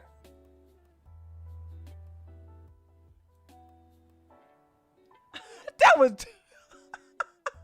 Joe. That was Joe subscribing for 10 months. I was like, wait a minute, where'd that come from? I ain't hear that in a long time. Thank you, Joe, for subscribing. You get to say all that other stuff, right? And you get to, once again, you get to pretend to be straight. But if you see those two kissing, that don't look like two people in love to me. That don't even seem like two people in lust with me. I mean, to me, sorry. I'm so proud to have you as my boyfriend. Yes, that's what most girlfriends do, and most decent people. Myron acting like that was a revelation is actually pretty sad and just goes to show that he's never been in a committed relationship before, which means that much of his takes on relationships, much of his advice was coming from a place of total ignorance and bitterness. Truly, the blind leading the blind. He even talks about how he treats Angie much better than others in his life and gives her special privileges. Like Angie gets certain things that other girls will never get. She's like a main chick, yeah. So she gets certain benefits that other girls will never ever get. But I thought... Yeah. But no, but she does. This is what I'm saying. You guys are not listening. He's not telling the truth. She gets a black credit card that she gets to spend on her lunch, on her anything. She doesn't have to pay for her Uber, her Lyft. She doesn't have to pay for her meals. She doesn't have to pay for her rent. She doesn't have to pay for anything. And she gets an allowance. What are you talking about? He does a lot for her because she holds all his secrets. Ladies and gentlemen, I want you to understand. Imagine you have somebody. It doesn't matter what gender they are. They could be male or female. Imagine you have somebody in your life that knows all your secrets. And you keep them loyal to you, one, by making them sign an NDA. But two, you also take good care of them so that they don't want to break the NDA. You know what I mean? They know all your dirty secrets. I mean, everything that could possibly ruin you, they know. But you take such good care of them that they would never rat on you anyway. See, what people go wrong is that the people who know your secrets that can basically expose you, if you treat them like crap, then you are actually risking them to going out and dragging you. And that's what has happened to so many people, that when you treat them like crap, they go, okay, you're going to treat me like this? And I know the skeletons in your closet? Bet. There you go. Daisy was the first. Daisy, if you had just went with her to the abortion place, if you just gave her McGriddle and some orange juice, if you just played along with it, y'all still wouldn't. We would have never known about you being a clown. We would have never known about you putting $15,000 on a Van Cleef, a Van Cleef bracelet. We would have never known about you kicking her out of the apartment that you wanted because you had to downsize. We would have never known that she said that you were broke and that you only had $3,000 in your daggone bank account. We would have never known that you had a fake Rolex. We would have never known any of this stuff because you treated her like crap. Okay? Women deserve less. So much so that Myron wrote an entire book about it. Oh, how the turntables. Angie herself even raves about how good of a boyfriend. By the way, this is their dog. This is Myron's dog. And I said, that gay dog. Don't I have a picture of him with that gay dog? Oh, let me see. I was like, this is what gay men, by the way, love my gay men. Don't think I'm clowning y'all. But come on now. When we look at gay men and their dogs, it's a dog that they normally carry around like a woman would carry around. Here go that dog. Here we go. Here go the dog. Dude, I got nothing but y'all can't tell. How you gonna try to look like a thug with that damn dog? Dude, if I hate you, or even if I don't like you, I was keeping receipts on these men. Me and Lily was watching them like a hawk. We were watching him like a hawk.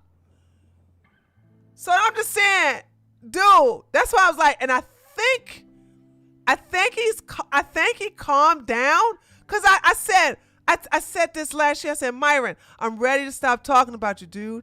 I'm ready to move on to something else. I got some other stuff I want to talk about. I really want to deal with some more female-centered type of content. But boy, if y'all don't stop it with your attack on women, I'm not going to stop coming after you. The more you come after women, the more I'm going to come after you. You don't stop, I'm not going to stop with your gay ass. Ain't nothing wrong with being homosexual, though. Ain't nothing wrong with it. Myron is. Who would have thunk it, right? Which adds to the idea that maybe Myron is putting on a total act in his podcast and doesn't even believe what he preaches. No, but I'm really happy. Like, I really got the best man I could ever have. You don't know him in like a personal level. You just see what you see in the shows. And that's like a part of him, but it's not him completely. The funniest part is though Myron continually bashes other women for posting any sort of revealing photos of themselves. Wait, what? But you're putting halfway naked photos of yourself every day on the internet. The guy that would actually sit there and want to take you seriously, whatever's gonna see these constantly naked photos, like, wait, hold on, what the fuck? Yeah. Why are you acting like a but you don't want me to treat you like a it doesn't make sense. In fact, Fresh and Fit would often pull up women's Instagrams on the podcast to see if they've posted revealing photos. Is she about to reveal what I just shown, chat? Is she about to reveal Angie's Instagram the way I just revealed it? Are we about to see her exposed to hypocrisy like I just did? Uh-oh, let's see. Even if they just posted a photo of themselves, let's say in a bikini or looking glamorous, Walter and Myron would tell that woman that they are not wifey material and that they look like a 304. Do you think you deserve a high value man? Yes. Okay. Do you think you present yourself as wife material? It's getting paid for. So by default, I'm thinking she's like for the street. And yet Myron's girlfriend Angie has taken a lot of photos of herself in a bikini and posted it online. She looks amazing, but the hypocrisy. His own fans have even continually called him out on this. Myron will do all the mental gymnastics in the world to prove that he is right. He has to take the L here. Yeah, this is pure fuckery. Many men have probably sabotaged potential relationships because Myron infested their brain to the point where if they see a that's the goal. He wants them to sabotage their relationship so they can go to men, and he'll be the first one in line.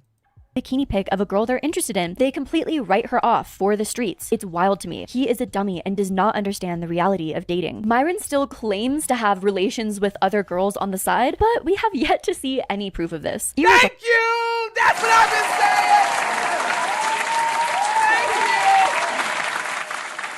I said the same thing. I was like, where are these women that he's supposed to be like slanging on the side with that the condoms that Angie got to pick up when she comes over to his house to clean? Where they at? Where they at? Regardless, Myron clearly feels a lot of gushy feelings towards his girlfriend, and it's hard to rationalize that with the cognitive dissonance of what he preaches. On top of that, Myron often says that clubs are terrible. You should never go to clubs. The club is for idiots, 1 to 4 times a year max, and it better be to celebrate a big accomplishment. If you go every week, you're a loser. Lyron is the king of hypocrisy. One of the most egregious things that Walter and Myron have continually done is invite younger girls onto the podcast who aren't at the legal age where they can drink, and still they blatantly give them drinks on their podcast. I'm underage. Fuck you. I don't give a shit which age you are. A Redditor posted a compilation of incidents where it appears that they offered underage girls drinks. I'm Ashanti. I'm 18 years old. Cheers to Thursday with the ladies. I'm 18. I'm 18 years old. Is this a high value man? Is this someone that anyone should remotely listen to for any sort of advice? Not only is he a hypocrite in every way imaginable, but he has to resort to giving underage girls drinks on his podcast for content, which is just... Most men do. That are red pill. I would have to say 99% of the men in the red pill have to, because they got no substance to themselves. They got nothing to offer. Okay, they're just low-hanging fruit, and they're undesirables. Look at the leaders. Look at the leaders in the red pill movement. Look at the leaders in the Manosphere movement. Like, excuse me, which red pillar is like, oh my God, I gotta have them? They're not attractive. They all are aging like wine. Aging like milk. Especially Grandma Tamasha. You got Myron is going bald. So he basically got a rug glued to his head. Got a nerve to talk that way about black women. Oh God, obviously, it's great. Just not cool behavior in any way. It's like the guy who graduated high school 10 years ago but still goes to all the high school parties. It's loser behavior. I saw a guy pull up at Starbucks, right? In a Lambo with a badass chick. I was like, yo, who is this guy? Why can't that be me? Now let's examine some of Walter Week's behavior and his fraudulent nature. Walter often advertises a very flashy lifestyle on his Instagram. From the looks of his Instagram, you would think he was a multi-millionaire. He's got No. He doesn't even dress like a multi-millionaire.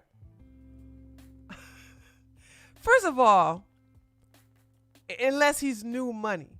And when you're new money becomes broke money real quick, okay? New money doesn't stay.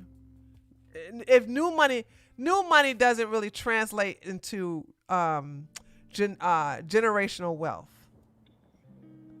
So I always notice that when I look at the lineage of people, particularly men in generational wealth, they are not flossing and advertising their general wealth like that. They're not advertising their wealth like that. You never see a photo of Jeff Bezos flexing his ride or his watch or something like that. You never see that with Warren Buffett. You never see that with, although Warren is not going to get any of his kids, any of his money. You never see that with Mark Zuckerberg or Elon Musk or anybody. You know what I'm saying? It's always the new money, guys, and that doesn't even translate to generational wealth. So it's like they're not even teaching them like, hey, be smart with your money and don't advertise about it. Like if you let people know or you pretend to have all this money, then they're going to be hitting it up. They're going to be hitting you up all the time. Who would believe that? The men that follow them. This is why I want you ladies to stay away from anybody who said they used to follow Fresh and Fit or anybody who says they still listen to Fresh and Fit. These are the dumbest of the dumb. These are, but I want you to know that if you do meet, ladies, please listen to me. If you meet a man that is a fan of Fresh and Fit, you could play him and get paid. I really want y'all. Why should these guys be the only one that benefit from the pay pigs? When a man tells you that he's a fan of Fresh and Fit, you should be hearing ka-ching and get to work. You need to get to work. So I'm like I said, and there's so many ways of doing that. And I'm sorry, man. One of these days, guys. I know I said one of these days, but we're gonna do a girls meeting in the Discord, so I could tell you how it's done, so y'all can basically have fun with this. Like, it's so easy, cause none of them got D-discipline, and that's gonna get you paid, honey. And you ain't gotta take off now one item of clothes. You ain't gotta basically make no promises or nothing. I'm telling you, these guys, Fresh and Fit audience and anybody in the red pill space have primed these guys to be suckers that will part with their money. So why not get in on it? Everybody else, Pearl making money. Well, not that much money, but she getting money from these clowns. Fresh and Fit are still getting money from these clowns. Why? And our FOF girlfriends and sister friends are getting money from these clowns. Why not you? He's got a thing. I don't know if he has a Rolex. Okay. Is that a Lamborghini? There's another Lamborghini. There's another Lamborghini. There's you on a private jet. Scroll down. Okay, click the one with the 3 cars on the far left. That's your 3 cars. God's plan, blessed, and highly favored. Okay, the one with the umbrella. Why do you have an umbrella, dude? It's sunny. Though when Fresh and Fit went onto the No Jumper podcast, Walter made it very clear that he intentionally fabricated this entire online persona, this entire Instagram feed, specifically so that he could get women. I saw a guy pull up at Starbucks, right? In a Lambo with a badass chick. I was like, yo, who is this guy? Why can't that be me? I found out that it's all about perception. I built up my Instagram page. I used to go to the club every night for girls, right? Now they're approaching me through my pictures, commenting on my stories, and I was like, damn, is it this easy to attract girls to you? Yet Walter and Myron constantly talk down on women on their podcast for what they post on Instagram, claiming that if they post photos of themselves looking hot, that they're salaciously trying to advertise their profile to men. But I'm starting to realize that that's just entirely projection. Walter's entire Instagram profile is him advertising himself as a jet-setting, flashy, wealthy man. And he makes it clear that he does this just to advertise his page to women. Women who'd be interested in... She's really good. I even excused the woke. She makes really great points. Hold, let me give her a clap. I didn't even think about that. You know why I don't think like she's thinking? Because I don't see how women find Walter attractive. I don't see what they see. So I'm like, he can't catch no women with, look at him. But she's right. Him because of the life he portrays on his Instagram. So normally speaking, right, girls don't respond to most guys. But if you stand out by having the following, the lifestyle, guess what? Now she's gonna respond to you. There's even a clip of Walter showing off his car to a woman, and she tells him that his car will probably attract other women, and he'll probably get them pregnant. You like in the car or no? I think it's sexy, and you're definitely gonna get every bitch in Miami pregnant. Please strap See up. how pretty she is? So that's what I'm saying. This is Miami. Now, if you pan down to her body, it's nice and snatched. That's Miami, girls. That's what the boys, for the most part, are looking at for down there. Women are going to do what's going to catch them, the man with the bag that's already primed to know that you ain't going to take them to no McDonald's. This is what I'm saying. Like, ladies, you got to understand, every environment is different. Down there in Miami is a different world. It's a totally different world than Houston, Texas. It's a totally different world than Abercrombie,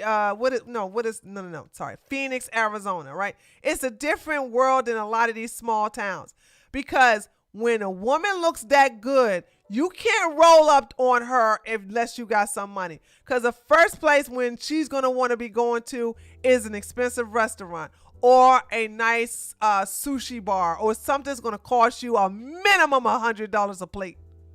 Minimum $100 a plate. Cause she needs to make sure she ain't wasting her time with no brokey. Hey, it's only cheating if you don't wrap up. So wrap up, and then you can fuck anyone, right? Quite the foreshadowing. The facade that Walter puts on seems to be very purposeful, to illusion people with the idea that he's a figure of authority because he has wealth and status, and to attract women by making him seem more marketable. The exact same things that Fresh and Fit shame women for doing, they appear to be doing tenfold. The Fresh and Fit podcast continually shame S-workers and shame men for paying for S-workers. Well, I'll say this. Go ahead. You pay for hoes, I don't. And yet, we know at this point, that is something that Walter has consistently done. Ready to make some magic? See Paris Banks. With that level of hypocrisy, you have to wonder at this point if everything they say is purely projection. They're telling. I don't understand, because I forgot about the blonde one. I forgot about he paid, I think she says her price is $3,000 a night.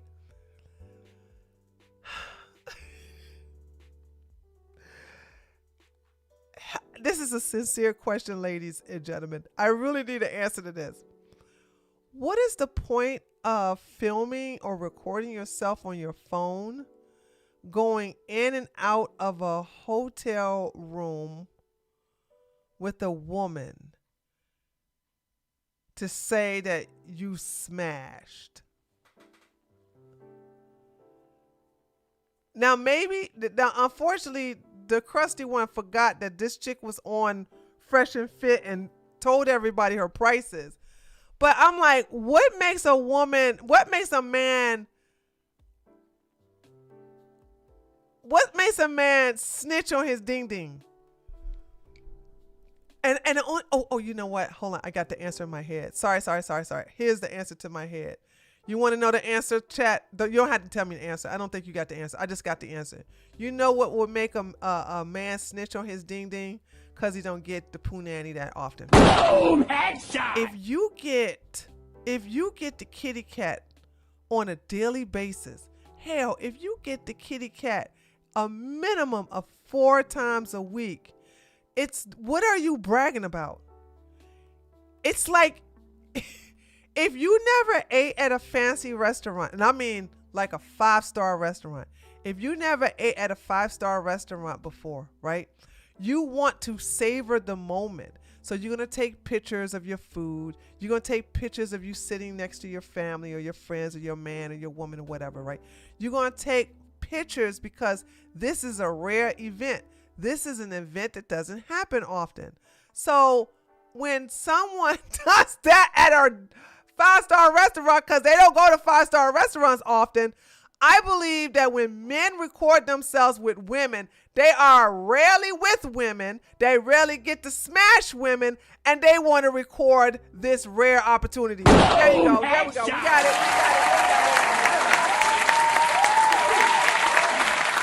That's what it is. That's what it is. That's what it is. I have broke the code. Because I'm sitting to myself, what is the purpose of recording this?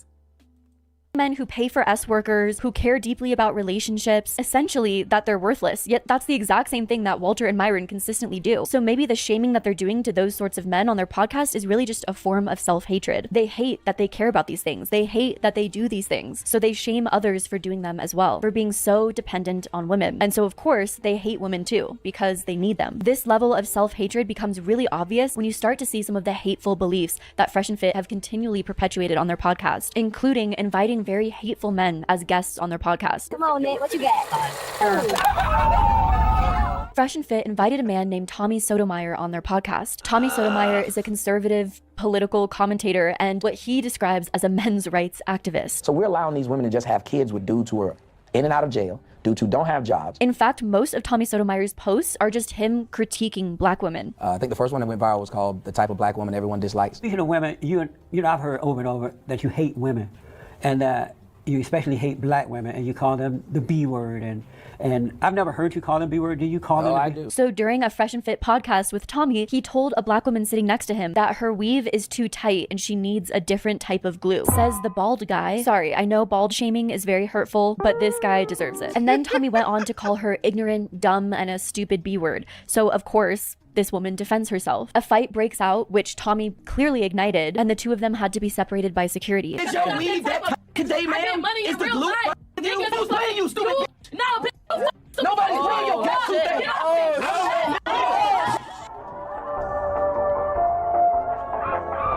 I want you to understand that this is a grown man physically fighting another woman. But Tommy would tell you himself, was raised by his mama, not raised. This is fatherless behavior. At this point, I do want to note that there's a pattern of these red pill manosphere podcasters specifically targeting black women. Kevin Samuels, Fresh and Fit, this guy. I'm sure there's a lot of layers as to why this specifically. I'll tell you, girl. Let me tell you why they go after black women. Because black women, for the most part, sign up for this. Not all of us. Because black women have very low self-esteem. They have to prove themselves that they are strong and independent, that they can basically take anybody else on. And instead of them avoiding being around the men that are making millions off of them, they are giving them this type of content into showing them, I'm going to show him who's boss. It's this inflated ego that black women have, where they have to show, I'm the bigger man. Those women that came on Kevin Samuels, I don't blame Kevin Samuels. Black women knew exactly what they were signing up for, and they still went on the show. And I tell you, like I said, unless you have an OF page, as a black woman, you need to stay off of Fresh and Fit. But do they? Nah. Everybody made excuses for that other chick. When she was on her Instagram in front of the daggone place where Myron lives and that they filmed, saying, yes, right, I'm over here at Fresh and Fit. Time for me to show them who balls. And guess what? She gets in a fight with Icy and the other chick.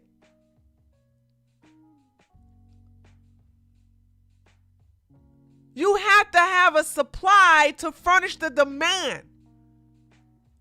And if the black women are the supply and they know that they're the supply, but I'm going to tell you something. Black women are easy to bait.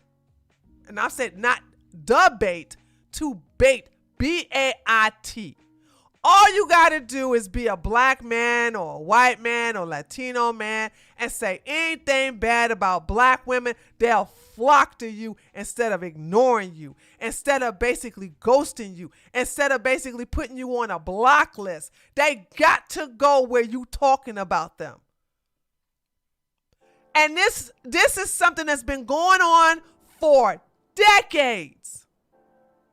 Black people have the nerve to sit up here and talk about racism and equal opportunity, but yet still, when segregation was going on, black people as a whole, and they got it from their mama for the most part, was begging the white man to eat his bland food, to serve him his iced tea because his ice was colder. They wanted to basically turn their backs on the black businesses that were there from the beginning and go to white people's businesses because they saw it better. And the more that those white businesses didn't want them there, the more that they had those signs saying color people out, no color people allowed, the more that they started salivating for that daggone nasty ass food. And that has been something that black people have been dealing with since the existence of time. They always want to be a part of anything that they are not allowed to be a part of. If you ever want black people to gather towards your event, just say, we don't want no black people here. Yeah, they'll protest you. They'll do all this, but they'll be the main one that want to get on that list. If you even triple charge them, they'll pay it. They will pay it so that they can say, ha ha, I'm the special one. I'm the exception to the rule. I'm the chosen one. You niggas got to stay out there while I'm up in here with Whitey. Yeah. Black women got that problem. Until black women realize that they are being used for content and they avoid any and all people, places, and things that degrade them, that want them on, or that need them in order to make money, it will always be this way forever and ever and ever and ever and ever. So I'm just sitting here saying, like, yeah, I'm not interested, baby. I'm not interested. I don't care how. I have been asked by a lot of podcasts to come on. I'm like, no, thank you. Because I will never go someplace where, one, I'm in a disadvantage. That's the number one. I don't care what race you are, ladies. Never go to anybody's home, to nobody's party, and definitely don't go on nobody's podcast where you are at the disadvantage. Ooh, never forget that. Darnell, thank you so much for the $20. $3,000 a night is here kitty cat made of gold. Sorry, I'm not reading correctly. I gotta get some water. $3,000 a night. Is her kitty cat made of gold? Good Lord. Answer to your question. Young men and teenagers typically brag because of bragging rights. Think of the movie American Pie. It's like a rite of passage into the manhood. Not in this case. We all know that Walter is not no virgin. He's just bragging because he doesn't get to have sex with women, especially a beautiful white woman like that, on a regular. So I just answered my own. Thank you I appreciate that, Darnell, for the $20. I just answered my own question. Men brag about coochie that they don't get often. Because if you get coochie like that every day, what you bragging about it for? Why are you putting it on camera? It's an everyday thing. For example, how many of you all, I'm talking to black folks out there, how many of you brag about the barbecue chicken wings you eat? How many of y'all take pictures of your barbecue chicken wings that you eat? How many of y'all take pictures of chicken you eat?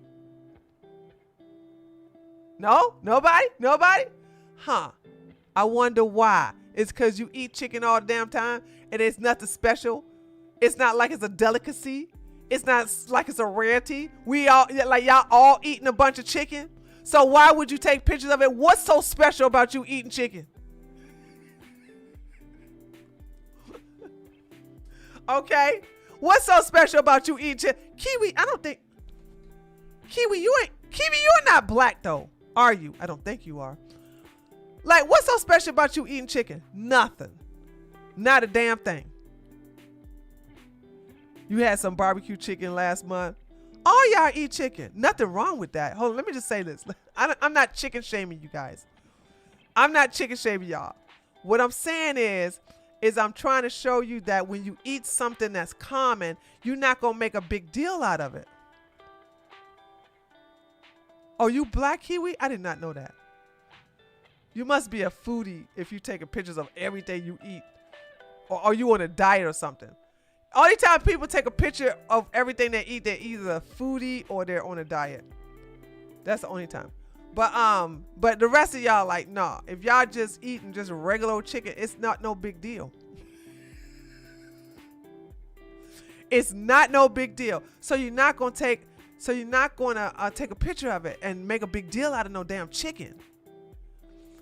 But what if you was raised in the poorest country of Africa, where you eat mud pies and leaves off of bushes?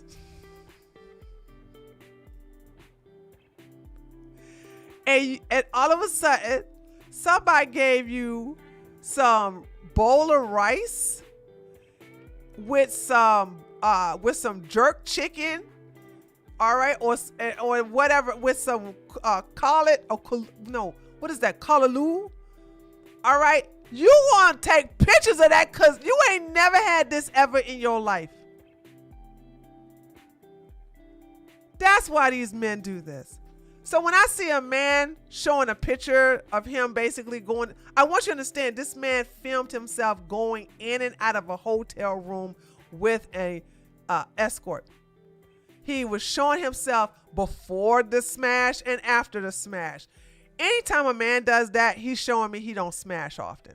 Because I'm thinking like myself, like, why are you showing this? It shows me that you don't do it often. Happens, but from my, of course, very Hold on, I gotta get some water. Hold on a second. perspective, I think that these podcasters noted that their specific audience engages with videos when these podcasters target Black women because it plays into their viewers' already bigoted, sexist, and racist beliefs. Black women experience the intersectionality of both racism and sexism, and this is the perfect example of this taking place in real time. If someone is subconsciously or consciously sexist, they'll enjoy a video of these podcasters attacking a Black woman. If someone is subconsciously or consciously racist, they'll enjoy a video of these podcasters attacking a Black woman. I also think that for many of these Black Manosphere influencers, it's easy for them to target and go after someone who's discriminated more than them. It's easier to do that than it is to go after systems of power that are actively oppressing you, where the odds are stacked against you and it's pretty much impossible to win. Going after Black women, blaming Black women, is a scapegoat for their own oppression, unfortunately. And unfortunately, it will not solve any real problems. But But Fresh and Fit continued to platform more men a part of the Manosphere and even more hateful, bigoted people, leading them down a darker and darker path of self-hatred, harming their general worldview and eventually their businesses as well. So Fresh and Fit continued to host terrible people on their podcast, even if those people were aligned directly against Walter and Myron's best interests. In July of 2023, Walter and Myron invited the controversial Nick Fuentes to be on their podcast. Women Manosphere influencer Pearl also did this. Sneeko also did this. The fact that so many of these Manosphere influencers actively platform someone with such extreme beliefs shows the pipeline that takes place when you engage with this sort of red pill content, leading you further and further down extremist beliefs. That's because Nick Fuentes is an American far-right political commentator who's known for his white sexist, misogynistic, homophobic, anti-Semitic, and Islamophobic views. Basically every sort of phobic, bigoted beliefs one can have, Nick Fuentes has actively preached them in their most extreme manner. In 2017, when Nick Fuentes was a freshman at Boston University, he traveled to Charlottesville, Virginia to attend the Unite the Right rally. We already know about Nick Fuentes. Do we really have to take a refresher course on Nick Fuentes? Hold on a second. I know her audience are probably interested in this, but we already know everything there is to know about Nick Fuentes, okay? Statements as a joke, and podcasters filed their followers are taking it seriously. During his time in the spotlight, Nick Fuentes has praised Hitler. YouTube does not like that name, so we'll call him H-Man from here on. Nick Fuentes has fantasized about— Oh, okay, I'll call him H-Man. I didn't know. I just learned something, chat. They don't like us saying the H-Man's name, so I'm gonna call him— I used to call him the Mustache Man, so okay. Marrying a 16-year-old and has self-described himself as an incel. Incel is a combination of the words involuntary celibate, so you can see that Nick Fuentes' views are really working out for him, and it'll just benefit men as a whole if they listen to him. Or maybe we'll have a world full of incels who become— Men that got their act together don't listen to no Nick. I want you to understand that the men that are worth their salt, the men that are like the assets to society, don't listen to Myron, don't listen to the crusty one, don't listen to Nick, they don't listen to nobody red pill. More and more bitter towards women who are not sleeping with them. So Fresh and Fit decided that it would be a great idea to invite Nick Fuentes onto their podcast, as well as a panel full of women of color. An entire panel full of women of color. Now, who's to blame? Who's to blame? Come on, chat. Y'all know this. Who's to blame for this?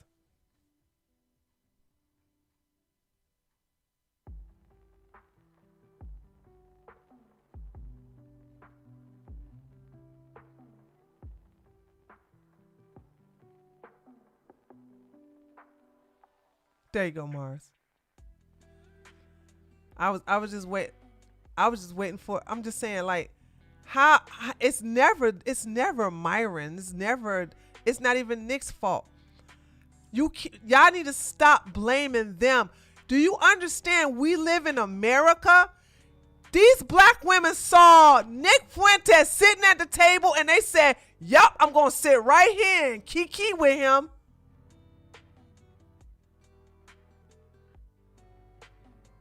You gotta hold them responsible. They should have— wait a minute. Like seriously. It's so easy. Like, it's so easy to not get caught up in this if you are a black woman. Let's say, for instance, CPAC. I know this will never happen, right? Let's say because Nick is banned from all CPAC conventions. But let's just say CPAC decides to give Nick Fuentes a second chance. And they said, we want every black conservative or right-wing content creator to sit on stage with Nick Fuentes. And they say, Tree, would you like it? And I say, no. I say no. But the other black women say yes. They are giving credibility, because you understand the power of black women. Apparently, that's not common either. I understand my power as a black woman. If I'm sitting up there, I am validating Nick Fuentes.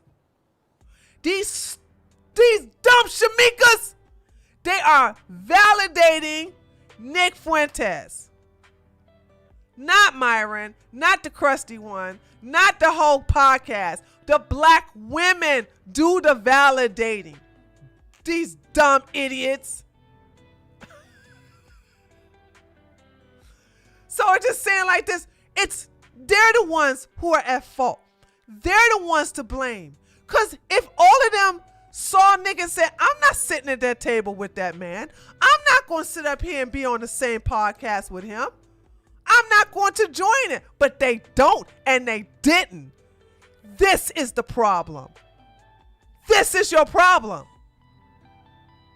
So I don't care. I'm telling you, until black women understand who they are, which is going to be a very, very, very, very, very, very, very, very, very, very, very, very long time. Because those of us who already know our powers, those of us who know who we are, we don't associate with this. You damn right I'm not going to deal with no Shamika. I ain't dealing with no Tyrone either. They can't eat with us. They damn sure can't sit at my table. So I'm just saying to myself, I don't carry myself like them. Hence why I don't associate with them. And because unlike them, I'm not going to sit by no Nick Fuentes.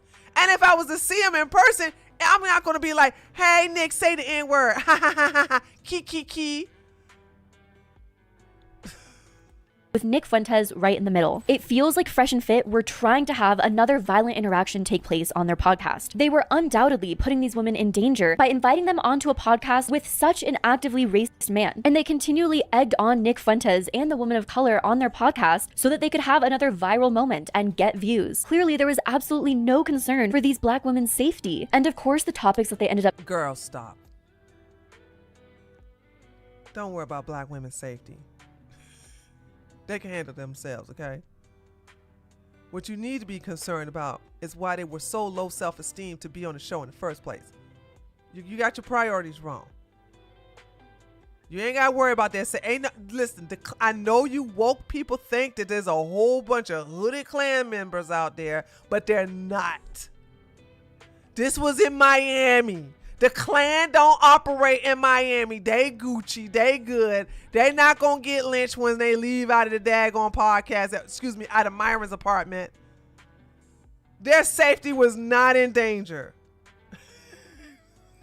talking about on this podcast mostly pertained to Nick Fuentes' views on color. Not so that Fresh and Fit could challenge him in any way, no, so that they could encourage him. Either way, whether or not they wanted some sort of altercation to happen on the podcast, it seems like they were deliberately trying to shame and embarrass black women on their podcast by having this white supremacist speak so disrespectfully right in front of them. In the podcast, they encouraged Nick Fuentes to say the N-word, and he did just that. Hard R and all. Come on, Nick, what you got? Now, these hyenas egged him on. Why would you be in a table? And let's not forget, like, hold on. I made sure I got pictures from that day. Cause I clowned the black women. I wasn't gonna go after Nick, cause he ain't the problem here. Let's see. Nick Fuentes. Nick Fuentes, black women. Let me see. Ooh-wee, I got a super chat. Is this it? No. Where is my...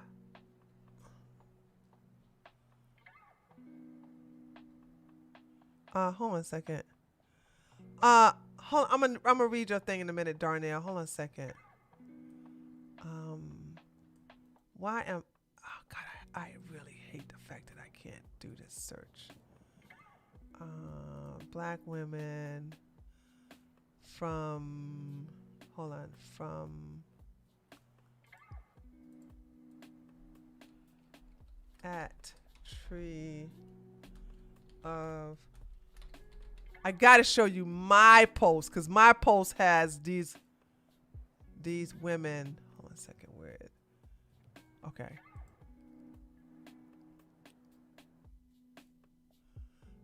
Where's the pictures? Where? No. There was some pictures I posted.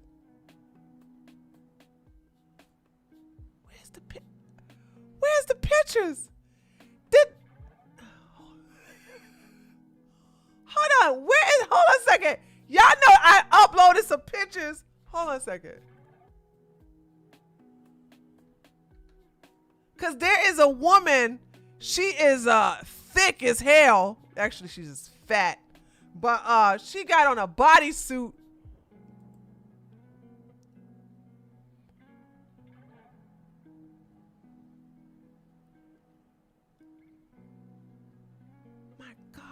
is that? I hope Twitter didn't take that down.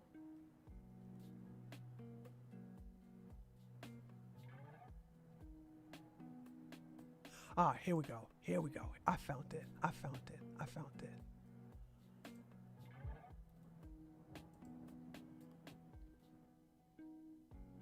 Here we go. Child, please. Child, please. What you talking about? What you talking about? Wait, what are you talking about? These are who you blame. These are who you blame. I made sure. I was like, girl, y'all stop. Y'all stop. This chick with dreadlocks, by the way. I just want you to know, with dreadlocks kissing Nick Fuentes. And look, Big Mama right here. Okay? Give me a break. Give me a break. Dude, I was clowning on women. I didn't go after Nick because I knew who was a real problem. Darnell, thank you so much for the $5. Forgive my ignorance, but has Nick Fuentes actually disrespected black women? FNF says more about black women than I ever heard from Nick. He disrespect black people. He doesn't single out black women. I got a super He chat. disrespect black people.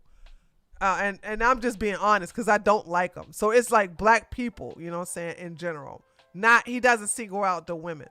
Mars, thank you so much for the Canadian $5. Woke people like her are so bad at fighting because they're too focused on being PC. Has she ever mentioned that Myron and Nick are closeted? No, she'll never. No, because she's too busy. She was right here telling everybody that he's in love and has a wonderful relationship with his girlfriend, Angie, not realizing that Angie is a beard.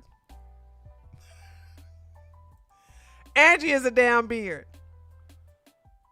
So I said, you can call me a bad winch, race trader, Aunt your mama house, N-word, etc. But one thing you basketball Americans can't call me is a Nick Fuentes fan. Boom, I will always throw this in your face when you try to race shade me for doing my own thing. I was mad, boy. I was like, y'all better stay out my lane. Because one thing y'all know me, I don't daggone up no daggone Nick Fuentes. This incident, alongside the clip of Walter and Myron talking about how they don't date black women, just further showcased their own self-hatred and how far they were willing to degrade themselves for the sake of views.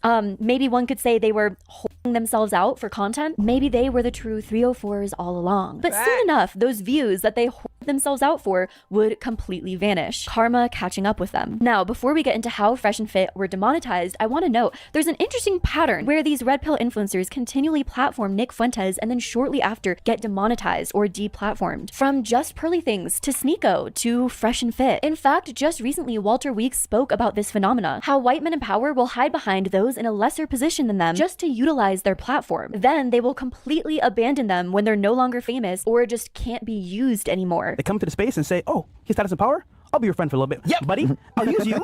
And then once you finish, you get banned? Bye-bye. And then when you get banned, they say, oh, you did it to yourself. Myron is silent the entire time. They're saving you guys better.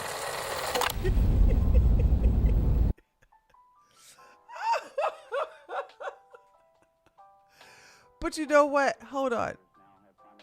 The white supreme pieces are right. You did do it to yourself. I'm not gonna. I can't lie. If you put Nick Fuentes on your show, knowing that YouTube don't like that, and you put him on your show in a favorable light, meaning that you're an ally to him, you're not bringing him on to basically challenge his views. You're bringing him on to show how you are cool with him. YouTube don't like that. YouTube never liked that. And so when you do that, yeah, you're going to get demonetized. You did it to yourself. Because a form of intelligence or even decent amount of intelligence is to recognize patterns.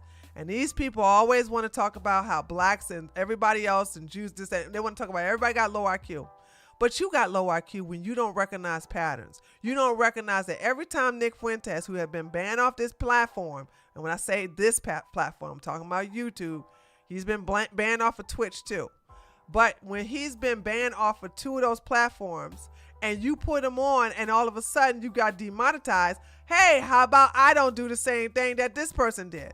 But you think, oh, well, I'm going to fight the power. I'm going to show how I'm so based. Because if I want you guys to understand that why these dodo heads do what they do with Nick Fuentes. Nick Fuentes has probably one of the best cult following I have ever seen on the right, besides Candace Owens. I'm sorry. So it's Candace Owens and then it's Nick Fuentes. His group will give you lots of money. They will donate to you. They'll schmooze you. They will gas you up. They'll kiss your butt. They'll spread. They'll pump up your tweets. They'll spread your events around.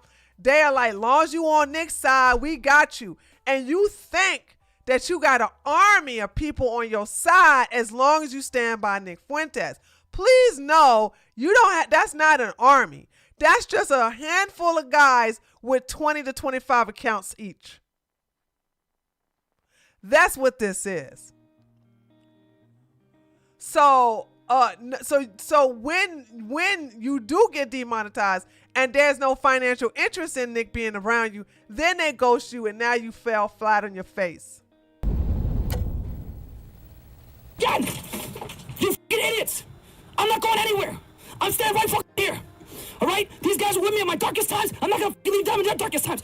You motherfuckers! I got my real estate, I got my money, I'm buying! I'm not going anywhere! We made moves on the side knowing that this could potentially happen. So this is the beginning of the end of this era. We don't know what could happen with YouTube. In August of 2023, Fresh and Fit were finally demonetized on YouTube. In fact, Fresh and Fit and all other channels that may be owned or operated by Walter Weeks and Myron Gaines were completely demonetized, meaning that Myron Gaines no longer gets AdSense off of his true crime podcast. And Myron announced the apparent end of Fresh and Fit in a live stream. We gave up so much to give you guys value. Imagine giving up your entire life to support people that you care about, even at the detriment of you losing your job, you having social life. We need you guys to save us. Myron then talked about how he left his job to pursue social media because essentially And they hurting financially. Don't believe what Myron said. They making $2 to $3 million. No, they're not. When the taxes are over with, when they have to pay all the expenses of their staff, when they have to pay for their luxury cars that they're leasing, talking to Walter there, not Myron. When Myron has to pay for that nice, expensive commercial apartment he's in, you know what I'm saying? They're not in the thousands. And Myron sold most of his real estate stuff. So I don't know what he's talking about, that they got a whole bunch of money. Like, no, y'all are thousandaires now. F them kids. I shouldn't be admitting this, but saving children, right? That was great, but saving you guys is better. Oh, no,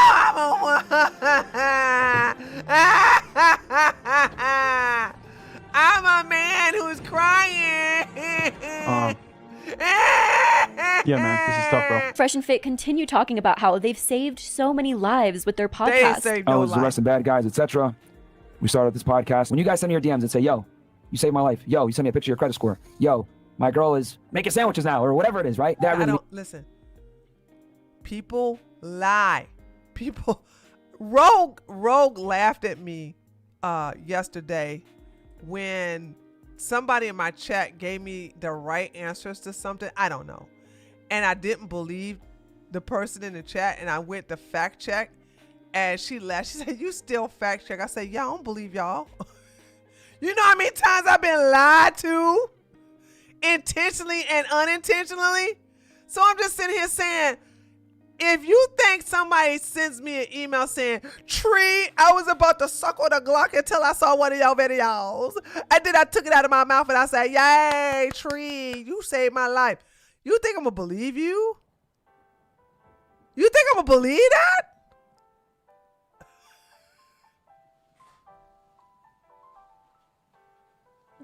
This God complex that these men have is amazing sometimes. Something you only hear men say.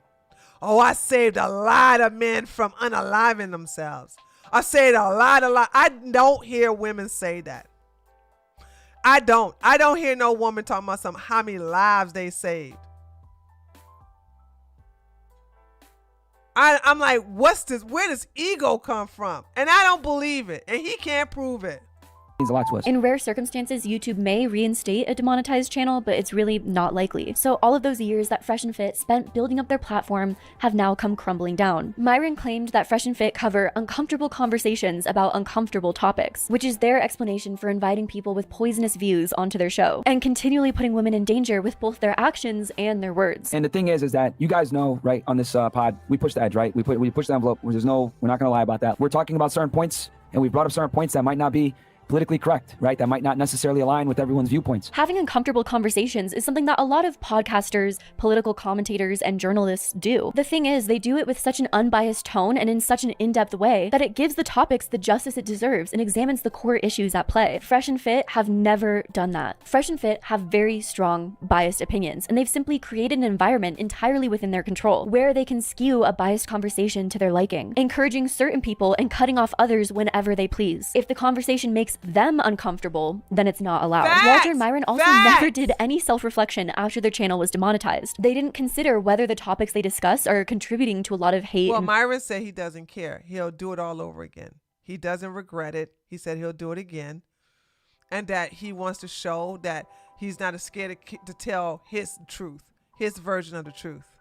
Vitriol. Instead, Walter and Myron just continued down the path that was already set, simply moving to a different platform and perpetuating the same views. We need you guys to save us.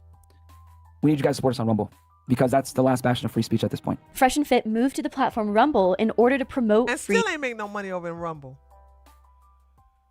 They still ain't make no money over Rumble. Hence why they are desperately are they? Wait a minute. What is their threat? They are desperately on YouTube. I bet you they got more people watching this stupid. Oh, the debate is over with. I wonder how that went. 2 hours. Oh, look, guys. Look, they're still doing the GTA stuff, huh? Look at that. Ain't that something? It's just like I told the guy, you should have never put this out online. This was another Wes Watson situation. Gary got absolutely outclassed here. Gary absolutely sucks. Emotional Gary got cooked. Easy W from Andrew. Gary's position, money, money, money, money, money. I am a nihilist. I don't know what I'm talking about. I don't know what a simp of a cuck, but I am keeping good to calling you one because I have no arguments. Are there any clips to this? I am not going to watch all this. Actually, I'm not going to watch any of it. I'd rather watch the clips. Hold on. Let's go to Twitter, guys. Let's see. Gary. Hold on a second. Let's go look. Let's see. Gary debate Andrew.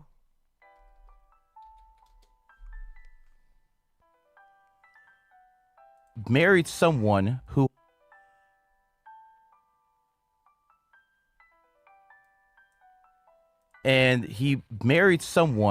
has kids from 2 different men. So he's trying to tell you this is being a good Christian. This is being a good simp. Okay? This is exactly what it is. This man is a simp, and he's trying to use religion as a clutch and a cope to cope for his simp. Frankly, your wife, and again, I have nothing against her. This has nothing to do with her personally. But the fact of the matter is, she has kids from 2 different men. 2 different people she took vows to and said, I will love you for... No, she only took vows to one. The other one, she was living in sin. And, yeah. She is a heifer, right? But Andrew's going to turn this around and saying, I was a good simp. I took care of them children because nobody else would. Ever, and she has kids from those people's marriages. Now, you always talk about a nuclear family, sir. What kind of nuclear family is this? The nuclear family is the bedrock. Hold on, sir. The nuclear family is the bedrock of society. A mom, a dad, kids, not a Brady Bunch. Not an ex-wife and an ex-husband. They get a whole bunch of kids from different. So Gary don't know how to argue this. This is stupid because Andrew's gonna win this. Let me tell you how he's gonna win this, right? Y'all was here with the debate. Okay, here's the deal. The reason why me and Thoughts came together for that video is because Andrew said, I need her to take a paternity test because I don't trust her because she's a hoe. All this started because Rachel came after Isabella DeLuca and basically called her a hoe for baking a cake in a gray t-shirt. So Rachel was going around calling all kind of women's hoes. And then we were like, I'm sorry, aren't you a hoe yourself? You can't call these other women hoes. You can't do that. We're not arguing against Andrew being a cuck. We never made that argument. We're showing the hypocrisy of Rachel. Now, when Andrew came after me, if you all remember, go look at the debate. If you notice that only thing I confronted him is watching Corn while he was live. But the rest of that was going after Rachel. It was going after Rachel, calling her a hypocrite. Because let me tell you something. She calmed down massively since that hit piece came out that me and Thoughts worked on. So if you want to know why I don't go after her as hard, it's because she stopped calling women hoes. Mission accomplished. Because I was like, no. Not on my watch. You ain't going to do that. You ain't going to be calling all these women hoes when you a big one yourself. He ain't talking about the feed pictures. He don't know all this lore. So I'm gonna tell you how Andrew gonna clean this up. Andrew's gonna sit up here and say she divorced because Gary don't know. She's gonna say, well, the first guy she was not married to, which is true. She was not married to the first guy. So she found another guy and got married to him. When they divorced, she was single again. And that's how we met, and we've been married ever since. When you break it down like that, that's not bad. But that was never our purpose for basically coming out with this. And if you look at that video, 90% of that video is going after Rachel, not Andrew. But he was going to get hit by proxy. That video was for Rachel. I got to make sure you guys understand the purpose of that video. That video was for and against Rachel, not Andrew. But I was going to go after Andrew because Andrew was talking all mad caca, defending his old ugly horse face looking yuck mouth wife. Marriages together and they think everything's going to be kumbaya. This is what destroys society from within. So if you actually want to be a good Christian or a good Muslim or a good anything, pick the right one the first time. Now I'm going to make this clear. I'm a numerologist. I'm not divorced like you, brother. I'm not divorced like your woman because I pick my woman based off numerology and astrology. Come up here. Okay, Andrew is gonna deny divorce to Taraka. And truth be told, we don't know if they got the marriage annulled or they got a divorce. We don't know. So Andrew, only Andrew can sit up here and say I didn't get a divorce, and he could be telling the truth because he could have got the marriage annulled. So like Gary is, by the way, he's fat. And a man bragging about numerology? Come on, dude. Baby, we're going to make this abundantly clear, okay? When it comes down to it, you have to understand that numerology and astrology is supreme. Numerology and astrology will tell you if you're picking the right woman or the right man if you're a woman. Okay, Not that's this. your green card woman. Is this his wife though? Is this the wife? Anyway, whoever Gary is married to, she's green card. He got her from overseas. Ain't no woman of caliber gonna marry no fat, nasty man like this. Christian nonsense. You've already failed, sir. She has failed twice. You have failed once. Who knows? Maybe you got another failure. And again, ladies, see how powerful you are? First of all, this woman is an idiot, okay? Because look at who she married. But my thing is that he has to validate his argument by having her massage his shoulders, to have him standing behind her with this extremely fancy dress for fresh and fit.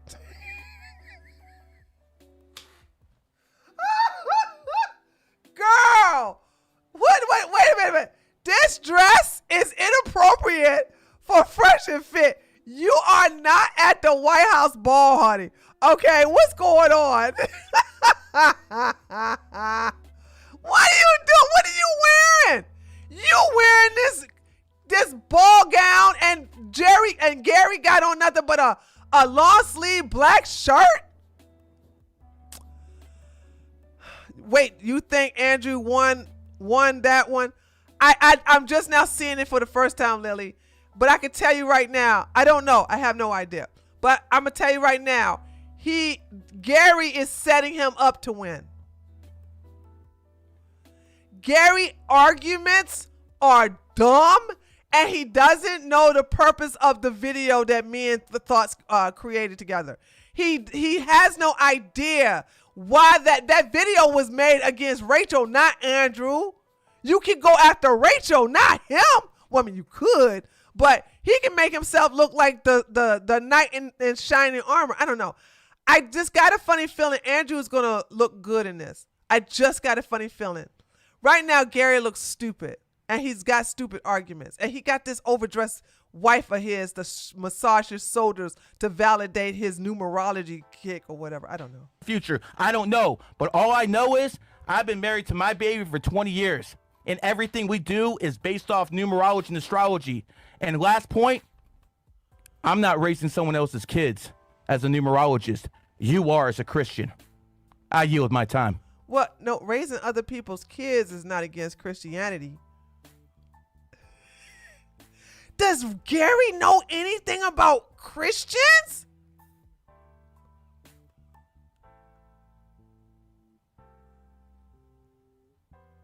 You understand that this is the Christian thing to do, is adopt other kids. You know it's the Christian thing to do. It's to come. No. It is. Hold on. I may be a heathen. I know about the Bible. Nowhere in the Bible does it says abandon somebody's kid because it ain't yours. Don't y'all play with me. I may be a heathen, but I was a Christian, raised as one, know the Bible better than all of y'all put together. Nowhere in the Bible does it says that you can't raise another man's child. Stop it. Nowhere in the Bible does it says when you find out that you married a woman that has kids, you shouldn't take over and help those children. Also, oh my God, Mars, holy smokes. Mars said, didn't Joseph do that for Jesus?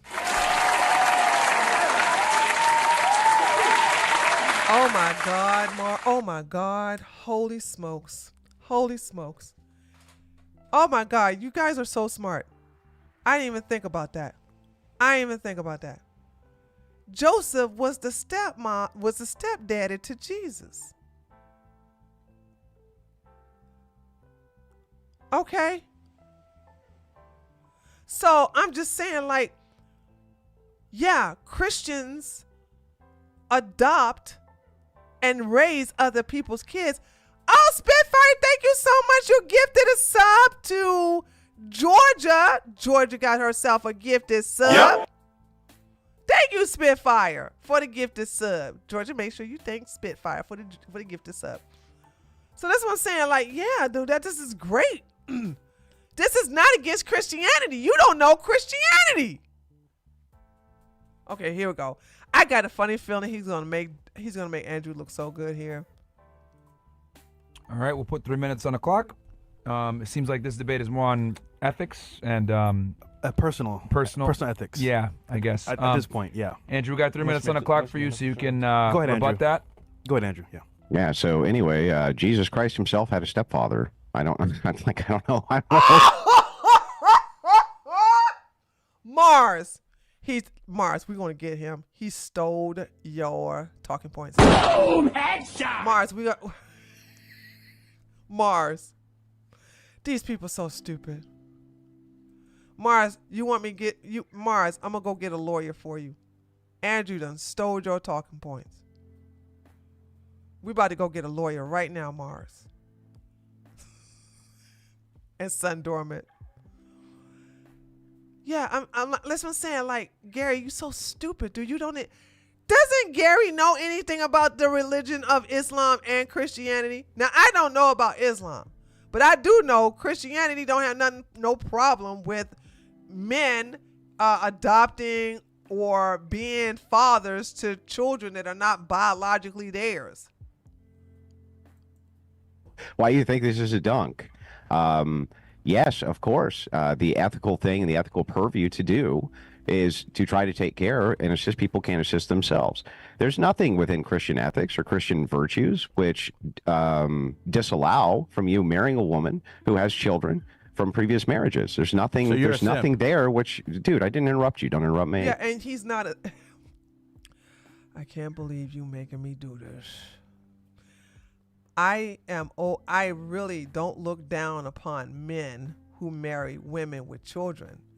The red pill genre is the one that's trying to vilify single mothers and trying to make them unacceptable to deserve a husband, to deserve a good marriage. Okay, I'm against that. My thing is that, like, Gary, I don't even think Gary has any children. You've been married to this chick for 20 years and y'all don't have not one child, I don't think. Lily, does Gary have any children? I don't think he has any kids. None of that disallows it. Okay, so I don't even know where you're coming up with this. I think that what you've done is you've conflated me with like some kind of red pill bro, and you think that I'm some red pill content creator, but I'm not. No, I follow the ideals. Stop talking, dude. Stop talking. Don't worry, we'll add time. Can't seem to help but spurred. Add 15 seconds for Andrew, within the purview of Christian ethics. Not only am I not doing anything wrong, but I'm doing everything wrong. All you're doing is affirming I'm a good man. You're like, Andrew's a good man and takes care of people. Oh, I know. Terrible fucking Christian. Awful. I don't even know how this is a dunk. What you're also trying to do is you're also trying to placate ego and materialism by saying, look, I bought this chick for, $100 from whatever boom boom country bought it.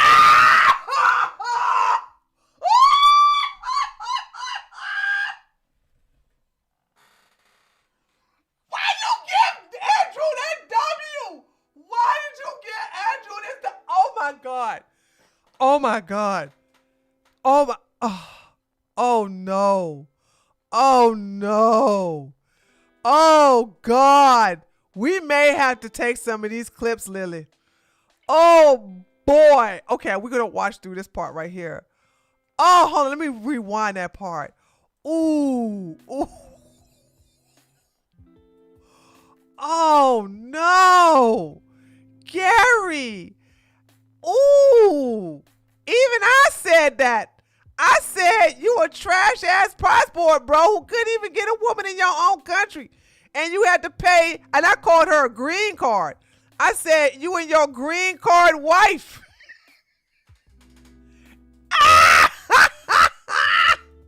Man, and takes care of people. Oh, I know. Terrible fucking Christian. Awful. I don't even know how this is a dunk. What you're also trying to do is you're also trying to placate ego and materialism by saying, look, I bought this chick for, $100 from whatever boom boom country bought her from. And we have this wonderful, great marriage. and I'm not raising anybody else's kids and blah blah blah blah blah. I'm a numerologist. Buy my shit. Buy my product. I never said that. The entirety. I never said anything about buying anything. He has no self-control, and that's how. I want you to understand. This is how I got Gary to say stuff to get his things suspended, right? Cause I love fighting with Gary. Gary got me blocked now because him getting unhinged with me got his account suspended. Okay. I'm like, Gary, I'm in control here. I have the power. You're talking to the muta. All right. Your whole scary numerology that you are XY, honey. You are my son. You have no power over the mother. What are you talking about? I said, everything you say to me comes back to you 10 times. And he kept chipping out. Next thing you know, he had a suspended account. I said, I told him to shut up. I told him to stop talking to me. I told him he would get sincerely angry though. And I will plan with him like a cat plays with a mouse before it just splats it. He's so ego driven. He has his lack of self-control that he begged for this debate the second time because apparently he lost the first time. And now they're going to probably add more minutes to his time because he doesn't know how to shut up. I don't know why you're interrupting me. Why you keep interrupting me, bro? Gary, don't worry. We're giving you an extra 20 seconds. It's my turn. See? This is what I'm saying. Every time he keeps talking, he doesn't know how to shut up. And they give him 20 more seconds to keep talking. Ladies, let's analyze what's going on here.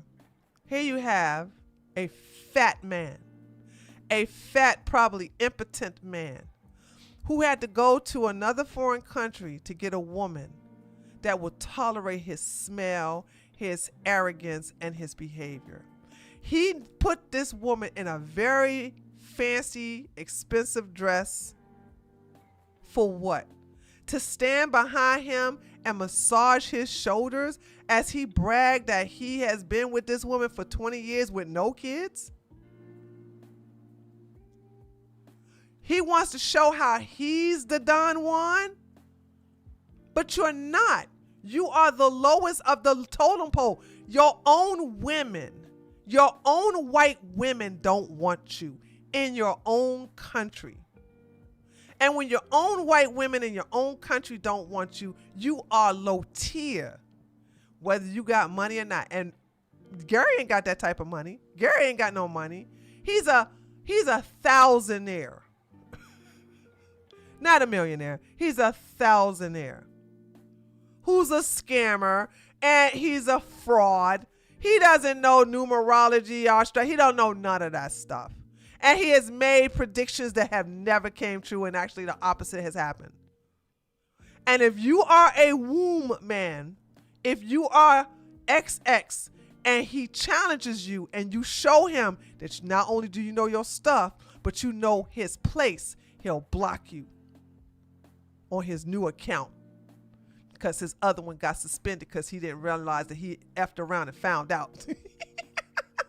You're good. So the thing is like, for you to just say, well, what you're doing is anti-Christian, there's nothing anti-Christian about it. This is an old criticism. It never done anything to hurt me a bit. Most people have mixed families these days because, unfortunately, we had to go through the boomer generation, Gen X, this type of thing. You're dealt the hand that you're dealt. People have stepfathers. They love their stepfathers. People have stepmothers. They love their stepmothers. It happens this way sometimes. Is it optimal for society? No. Does it lead to a massive amount of degeneracy? Ultimately, if this is something which is a goal, this is, in other words, something you're pushing society towards, of course. That has nothing to do with the personal situation of an individual person or individual circumstances, each of which should be assessed on their own merits within the confines of Christian ethics. See, that's what I'm saying. If these people are going to if they're going to come to my channel and use videos that I have uploaded, and this particular video, okay, that I made with the help of the research done by Thoughts, they need to understand the purpose for it. if you go again, I'm gonna say it again because people don't understand what's happening. When you go to the blood sports debate, my entire premise, except for the corner of the car part, was going against Rachel. Was telling him, tell me how your wife was pimping out your daughters. Tell me how your wife was sending feet pics to Beerson.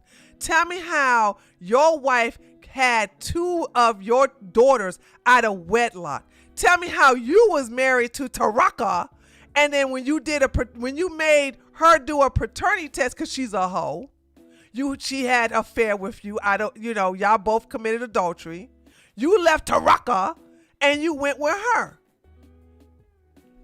And then the death of the son, I blamed it on Rachel. Did I not, chat? If you go look at that video, all the court proceedings, all of the court records, the divorce, all of that stuff, the TPO, that was all about Rachel. I was coming for her because she got so big in her britches, she was coming after women.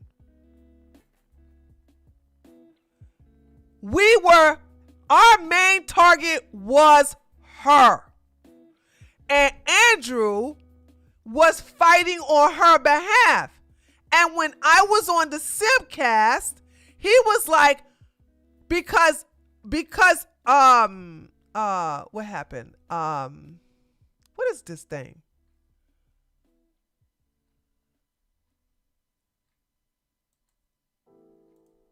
Okay.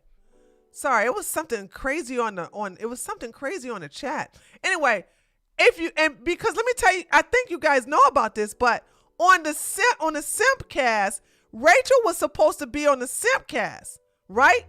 But I don't know if Christy told her she can't be on there or if Rachel decided she's not going to be on there. I don't remember. But I do remember Andrew being drunk off his butt in the chat, telling me something, let me on.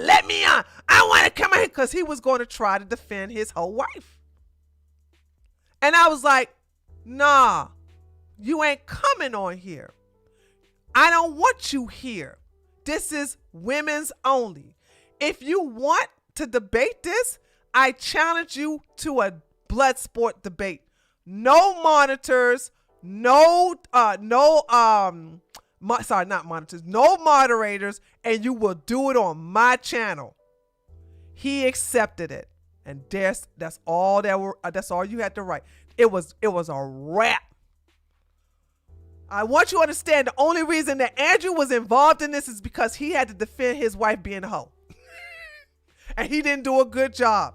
Because I never attacked Andrew for basically being a stepfather. I attacked him for lying about being active in that little boy's life when his own biological father was trying to get custody. And the reason why that little boy is not alive today is because the real mother, Rachel Wilson, decided to let him go with a juvenile delinquent that he was punished from seeing in the first place.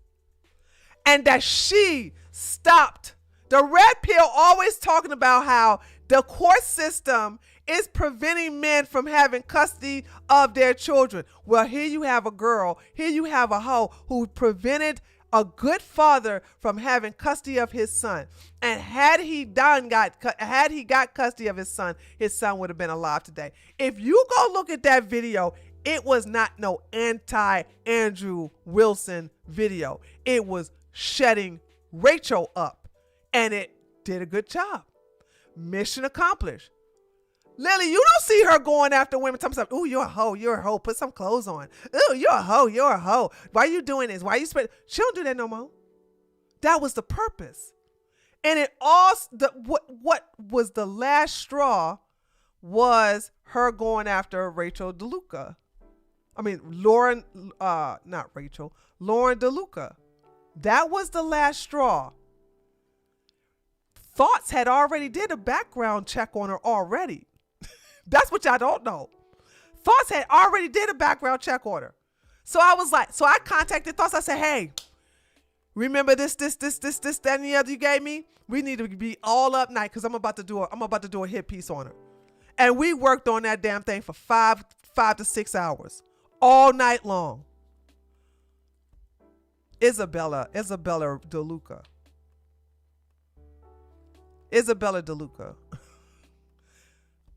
Isabella Raleigh also shut up after cake gate. Yes, she did too. So it's like, y'all got to understand, I was specific with my targets. So Gary is pretty low IQ anyway, so he wouldn't know. We may check this out tomorrow. But that's the reason why,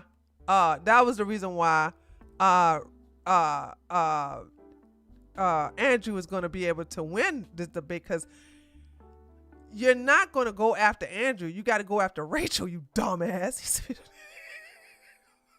Speech, aka them monetizing their. Hold on, but let's be clear. I did go after Andrew, okay? So there's that. So, you know what I'm saying? Andrew already got me blocked, this, that, the other, because he know I'm like, well, no, dude. I'm like, come on now. I mean, you just look at what you're married to. All right, I never went after Andrew being a stepdaddy. I went after Andrew because look who he married. You can't call these women hoes when you married one. And I was also told this on Twitter that Andrew stopped calling women hoes too. I haven't looked at his tweets to verify that. I've been paying attention to Rachel's tweets. But if he stopped calling women hoes too, then I guess we got 2 birds with 1 stone. Mission accomplished then. Hate speech. But since Rumble doesn't have the same means to pay their creators like YouTube, Fresh and Fit have to basically rely on super chats and donations to keep their business going. Meanwhile, the Fresh and Fit YouTube channel is losing views at a drastic rate, though it seems like much of their toxic beliefs have still taken root in a lot of young men, which will be a problem that I'm sure will continually resurface in the decades to come. While Walter and Myron have continually tried to reinstate monetization on their YouTube channel, nothing has worked. So in a last-ditch effort to try and monetize their audience, Fresh and Fit put a lot of their content behind a paywall. Their fans could now view their content on their platform called Castle Club, but they had to pay $35 a month. Now, of course, not anymore. They gotta pay $97 a month now. These former fans of Fresh and Fit became very concerned with the high cost of viewing their content. We're going to raise the price actually from 17 to 35 after Wednesday. So now they're going to put him behind a paywall at $35 a month. Well, the fans are not happy with it. They're in the comment section just ripping them apart. Tree, would you try selling your pubic hair on eBay? Hold on. I would pay top dollar for your curly hairs. I'm still waiting for a hymen pic. Oh, Mr. Crackerwine, you actually donating on my other platform? Hold on a second. I'm sorry, Darnell. Let me hold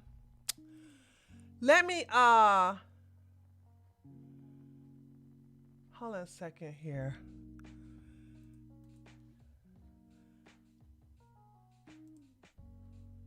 Hold on. Do. One moment yet. Darnell, I'm so sorry. I meant to Michael, wait a minute, Michael. You haven't learned your lesson? Michael, do I have to ban you on this one too? I know you're I know you obsessed with me. Okay? Michael Peplow. But give me some more money, honey. Michael Peplow. I don't understand what you over here on my channel for, but if you're gonna be a stalker, you need to put that up for $20, Michael Peplow. Hold on. Darnell donated. Hold on a second. Did I get Darnell? Shoot. Hold on, y'all. Darnell, did I read your other super chat? I'm trying to look for it. Oh, okay. No. That wasn't Darnell. That was Mars. Mars, I'm so sorry. I got it. I got your super chat. Hold on a second. Let me read it. It says, woke people like her are so mad at fighting because, oh, wait a minute. I read that, right? And because they're focused on 2PC, she even mentioned that. Okay. All right. My bad. I'm sorry, Mars. I read your chat, didn't I? I'm sorry. My bad. Hold on a second. Okay. All right, let's continue. All right. Where we at? All right, here we go. Choice. You said you would never go behind a paywall. You could subscribe to numerous different streaming platforms, Netflix, Hulu, Disney Plus, and still not reach $35 a month. So apparently, since Fresh and Fit believe they're high-value men, the value of their content is so high that it's more than all of these streaming platforms. But in response to discussions over the cost of Castle Club, Walter called his audience brokies if they didn't pay for Castle Club. No brokey shots, you see, Avery. Notice how the guys that make money don't complain about the Castle Club is the important. By the way, if you're a brokey in chat, I'll call you brokey because you don't want support. That's understandable. What I will say though is like when you see the value in the Castle Club, you're like, damn, you know what? Yeah, I need to be a part of that. Walter and Myron are dependent on men paying for their lifestyle. What does that remind me of? All the women they've ever shamed on their podcast? Again, does this mean that the real whores all along were Walter? I hope she remembered the part where they actually like. I hope she remembered the part where they actually like up the price from $35 or $35 to now they're at $97 or $98. Walter and Myron. The funniest thing that Walter and Myron have done in an attempt to make money is when Fresh and Fit hosted an overpriced yacht party. This yacht party took place on August 10th of 2024, and Walter and Myron charged their male attendees who were desperate to be in the same room with a woman over $1,000 for this party. So how much was he charging to get on the boat to the man? 1,000 plus. Some of them 3,500. And how much was the leading charge? Free. This yacht party that Fresh and Fit threw remind me of that scene in Always Sunny in Philadelphia when they talk about the implication, where the character Dennis claims that inviting women onto a boat is a good strategy because of the implication that they can't say no because they're stuck on a boat. They can't refuse because of the implication. They're running away. Why are you scared? Why are you scared? God damn, they scared. But the footage from this party is embarrassing. Walter and Myron claim there'd be tons of beautiful women on the boat that these men would get the opportunity to socialize with. But instead, men are standing around awkward and completely clueless while all the women just sit with one another. And by the way, this wasn't even a yacht. This was was it a trolley or something? Isn't that what you guys told me? It was not even a yacht. It was like a oh God. Tell me the name of the boat they were on. It wasn't even a real yacht. It was something else. Completely separate themselves from the men. Like these women did not want to talk to the dudes, and people basically paid $1,000 so they could go stand around. Ferry. It was a ferry. Sorry, yes, it was a ferry, not a yacht. My bad. Watch these women not be, and you can see it the whole street. They were not getting play with these women. It's worse than like an awkward middle school dance where all the girls stay together and all the boys stand together. I don't want to hear none of you red pill dudes ever mock a woman selling her farts when these dudes paid $3,000 to be trinkets and ornaments while s***ers dance with each other. For nothing. Never again. Clearly, Walter and Myron want the exact type of woman that they claim is so bad, leading me to believe that much of this vitriol that they spew towards these women is just bitterness over them not having been picked. It's like the opposite of a pick-me girl. Facts. They're angry that they weren't picked, so they lash out in bitterness. You know what you guys are? You guys are the dudes in middle school who hate on a woman you actually have a crush on. A woman posted screenshots. Girl, okay. That's all that is. They just mad. They mad. They hate us because they ain't us. Of her experience attending this extremely embarrassing yacht party. I went to the Fresh and Fit Rumble yacht party last night. They were begging for girls, promising free drinks, and loaded us all on board after doing a meticulous head count, which again is giving middle school dance vibes. Then they said each drink is $25. $25 for a beverage? I saw a girl end up actually paying $150 for 3 drinks. We were told to unload because there were people who shouldn't be on the boat, but it was a lie. Just because Walter, at Fresh Prince CEO, wanted a grand entrance with all the women lined up outside. There was no space for us on the boat because there were so many strippers and escorts on the second floor. The boat never left and instead did a circle and docked back. That's also so embarrassing. Imagine you're told you're going to an awesome yacht party with free drinks. Nah, that's a saying that's in America. That came from they hate us because they ain't us. That came from the movie with they were talking about North Korea. That's not a. I know you're from Argentina, so I know that sounds like it was original, but I didn't come up with that. That came from a movie. Oh, what was the name of that movie? Oh God. Oh. I forget what it's called, but the movie it came from that. So, yeah. And instead, you have to pay $25 for a drink, and the boat just stays in the dock area the whole time, just going in circles. It's like a merry-go-round from hell. Insane on the water. There was no party. He lied to get all these women here for photo ops. The party was posted everywhere for socialites, tabler, promoters, and Fresh and Fit affiliates asking for women to come. We were not offered free drinks, and we were told to just get on because someone would buy us drinks. I'm not going to be trapped on a boat with some man buying me drinks and be expected to sleep with him. Again, the implication. And who in the hell expects to get some punani because you got paid drinks? What? Who expect that? Like, excuse me. The best part of this entire thing is Myron once tweeted, if she posts photos of herself on a yacht, she's a whore. Further showcasing Myron's hypocrisy, Fresh and Fit also allegedly had a minor at the yacht party who they were serving alcohol to, yet again.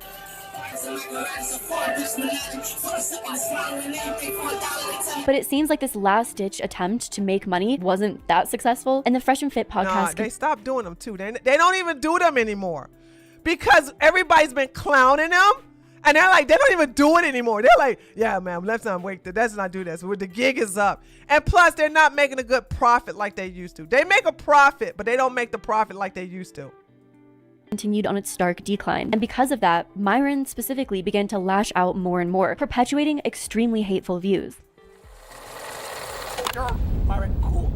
The Fresh and Fit demonetization caused Walter and Myron to go full mask off, posting some of the most heinous... I think they had 3. Jay said, if I was there, those chicks would have been down with your boy. You know that. You know it, Jay. You know it. I think they had 3. I think we had 3. Can we get a boom headshot? No, that's too much of an inside joke. I'm gonna fix the shirt that I have with the woman and put women on there. I'm gonna fix that, and once I fix that, that's gonna be, it's a good shirt because it's, you know, it's not an inside joke. It's not one of these things you got to understand in the process. It's like, it's really out there. So there's that. Yeah, I'll fix it tonight after the show.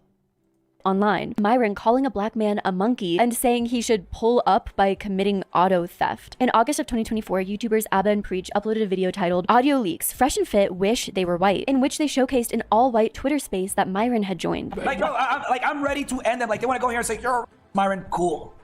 When Myron left the Twitter space, they immediately started talking behind his back, claiming that no matter how much their ideals aligned, Myron was still not one of them. Myron's been worshiping white people, from putting on the hood to working with dudes who basically want him erased. This is one of those Twitter spaces he was in. Yeah. So look at what it's called.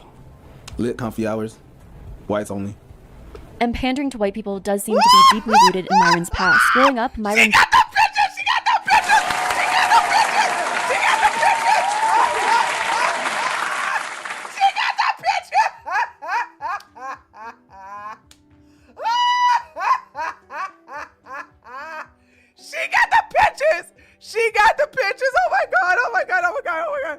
Those Twitter spaces he was in. So look at what it's called. Lit comfy hours, whites only.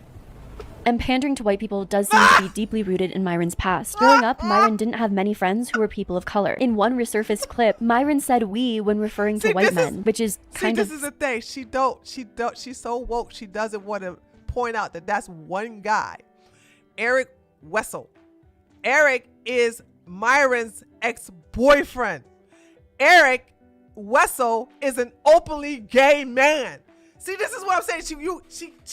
She wants to put like she wants to get on the argument of no, Myron is straight and he has a beautiful girlfriend that he loves very much. No. Sad. No, I've noticed with black dudes, they don't like doing that.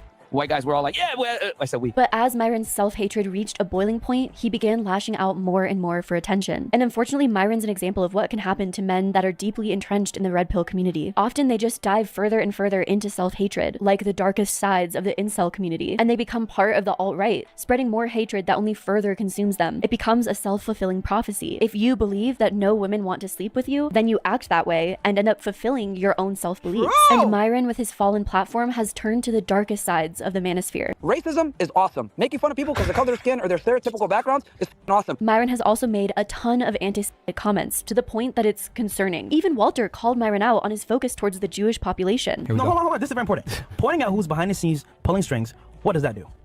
Someone please tell me, what does that do? Well, a lot of people probably didn't know that just now, and now they know. What are they going to do behind the COVID thing? What are they going to do with it? America's forefathers. This is the thing. He doesn't answer the question because here it is saying stuff like that. It's going to do nothing. It's going to do absolutely nothing. Fought to have a free country. The Haitians fought to get their freedom from France. That's what you call fighting for something you believe in. Dudes like Moron be pump faking. No plan, just crashing out, trying to be edgy. Mofos can't point to any official document or piece of literature that substantiates their worldview. They just regurgitate what they heard in passing from someone else. Then when you check them on it, they go into troll mode. Myron, alongside fellow banned red pill content creators, have further escalated their beliefs with a weird obsession in H-man and not spreading the common white talking points about how H-man actually did some good. It's a fact that he absolutely did save the German economy. He definitely did a bunch of things correct for his country. You killed 6 million people. Who gives a fuck about the good things you did? Well, it wasn't 6 million. I never understand this argument because everyone knows that H-man did a lot of evil things, which completely erases any of his prior actions. This is obviously not an equal comparison, but it reminds me of a person that's in an abusive relationship where their partner ends up hurting them deeply.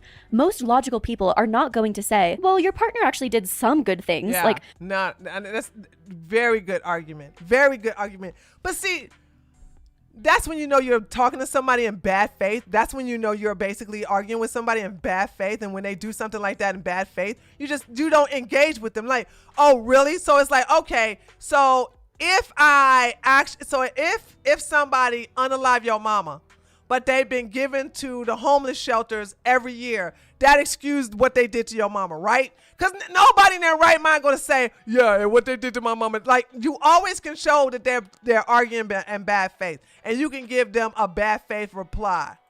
When they paid for that date or went to your birthday party, because nothing matters above the harm or atrocities enacted by said person. Not that the two situations are comparable, but it's the only thing I could think of to explain how flawed that logic is. There's been these red pill echo chamber chats that were posted onto Twitter in which Adrian Dittman, aka Elon Musk, is a part of these spaces and partake. He's not. Oh no. Guys, it has been proven beyond. First of all, I can't believe she didn't know that this was okay. Adrian is not Elon. Okay, guys, let me, just in case some of you all are not caught up to this, right? I told you all that Adrian is not Elon. Before Elon knew Adrian exists, Adrian was going on a bunch of people's platforms. He even went on Destiny's show to debate him. He even was like a guest on Elijah Schaefer show, this, that, and the other, right? Just for the call-ins, right? Elon would never do that. Elon don't have time to do that. And then I showed you guys a video of Elon and Adrian being in the same Twitter space, okay? When Elon met Adrian in that Twitter space, Elon embraced the troll and started pretending that he is Adrian. But those of us who knew Adrian long before he met Elon knew that Adrian is not Elon. So Elon started to like feed into the troll that Adrian is, and guess what? Adrian got doxxed. Okay? Adrian's identity, real name, his pictures, all of that. Yeah, I think he is German. He's a skinny He's a skinny blonde. Nothing to go crazy about. But he's not. He trust me. Everything about his life, who he used to work for, all of that was doxed. And then thanks to Elon made his team scrub the entire Twitter space of it. But people like me and other people kept those receipts just in case people want to sit up here and not believe it. Because I told you guys Adrian was not Elon. If I say something with such conviction, if I say something with such confidence, put your money on me, baby. And if she believes that Elon is Adrian or Adrian is Elon,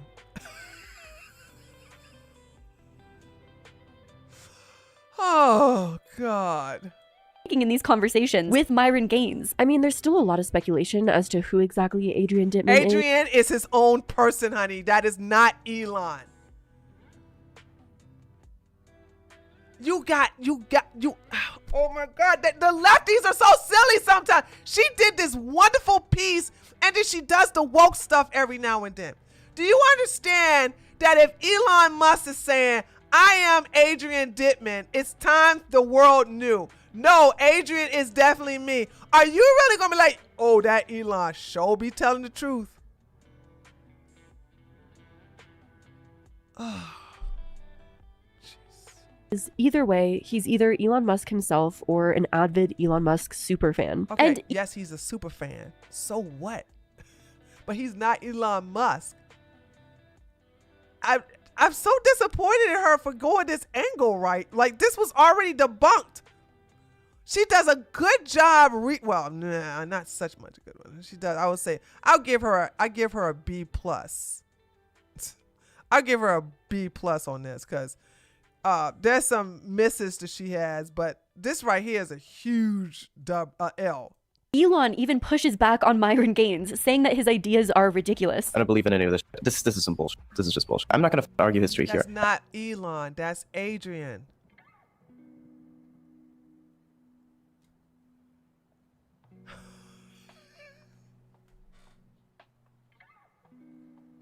Why is she so stupid, dude? Oh my God. I'm so glad I'm not a leftist. I'm way too tired for that. And it's actually embarrassing looking at some of these clips where Myron's talking about H-guy because everyone laughs thinking they're all so cool or edgy for saying these things when they all just look pathetic. Y'all want to call me cool, you now, let's fucking do it. Hey guys, when we speak, everyone raise your hand. Raise your hand. Raise your hand. No. So we take turns. No. What are you doing? What the? Oh, come on. No! Myron even told another influencer he would put him in a C camp if he was president. If I was president of the United States, I'd have your fat ass in a camp where you can concentrate on diet and exercise, you fat fuck. In September of 2024, Fresh and Fit were banned from Twitch in the middle of a live stream when Myron was going on a rant. Permaban. Okay, it's important that you know that he was permabanned. Against other streamers. Now that Walter and Myron were unable to post or profit from their content on both Twitch and YouTube, Myron and Walter were losing their supporters and the main source of their income, which just caused tension to rise in their relationship. On Rumble, Walter and Myron ended up getting into a heated back and forth over who was responsible for their ban on Twitch. This is crazy. Is it Fresh that got us banned? No. Nah, bro. Don't put it on me. But people ask, Myron, do you regret getting demonetized? No.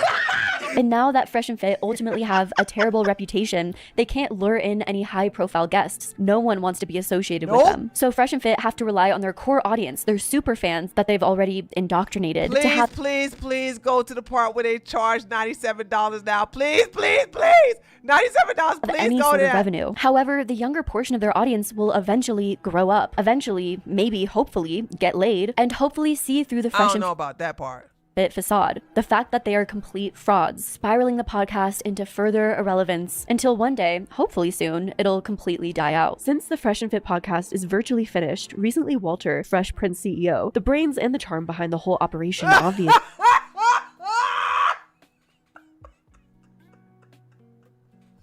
The what?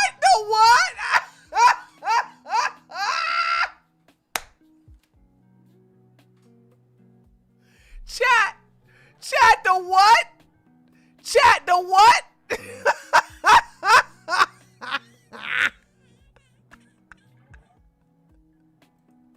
started his very own podcast. Fresh is really going his own separate way. Has changed his YouTube name from the Fresh Prince CEO to a new YouTube channel called Shay's in here.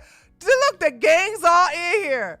She got everybody up in here. Me, O'Shea, she got the other girl. I forgot her name. Oh man, I'm so sorry if I forgot your name with the hat on.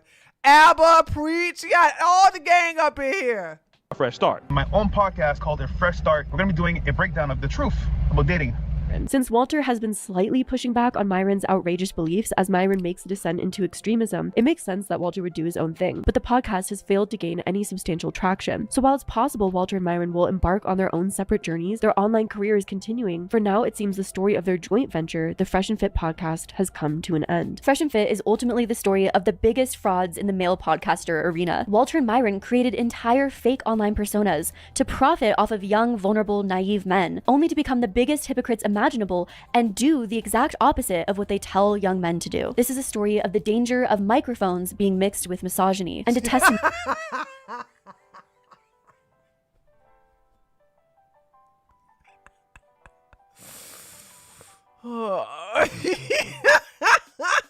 To how being total frauds can only get you so far. And that's it for this video. To everyone who's made it to this point, I hope you enjoyed the video, and I'm so grateful to you all for wanting to watch my content to this point. I also hope you're having a great start to your new year. I have a ton of plans for my content this upcoming year, so I hope for my journey and for yours, it's all positive things up in this 2025. I don't know, maybe that's... Okay.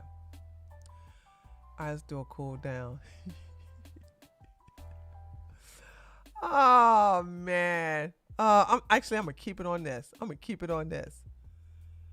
All right, we finished that. So yeah, Jay, I already laughed at that. I was like, what? He's the what behind the podcast?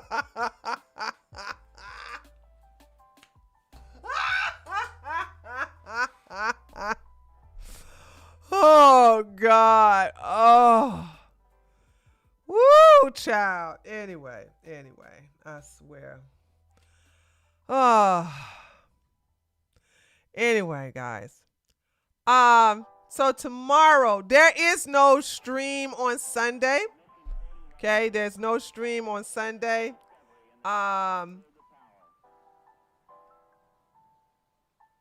Tree sent you an email about the shirt. If you use it, great. Okay, I'll check it out after I gotta make the corrections on the shirt I just made, and then I'll look at the email and I'll let you know. Oh God. Lots of comedians do other people's voices all the time. Okay. So, okay, guys. That was pretty good. Like I said, it has some stuff in there like, no, that's not true. That's not how that happened. Had she cleared that with me, I would have been. I guess she doesn't want to call Myron gay because she's woke if he doesn't identify as gay. So that's probably why she's going the heterosexual route, because that's what he identify as. You see what I'm saying? So, no. Angel, the shirt's not gonna sell. Why would somebody buy a boom headshot shirt like with the emoji on there? Like, what's the purpose? The reason why people would buy Real Men Don't Argue with Women, because men and women can actually wear that, and that's actually a true statement, and it's a statement that women definitely on the left would wear. And several women who hate on the right, who hate the Red Pill podcast would wear. Y'all got to stop thinking that inside jokes that are only inside with the content creator is going to sell shirts. Just no. That's just no. It's not. Okay. Today is Friday.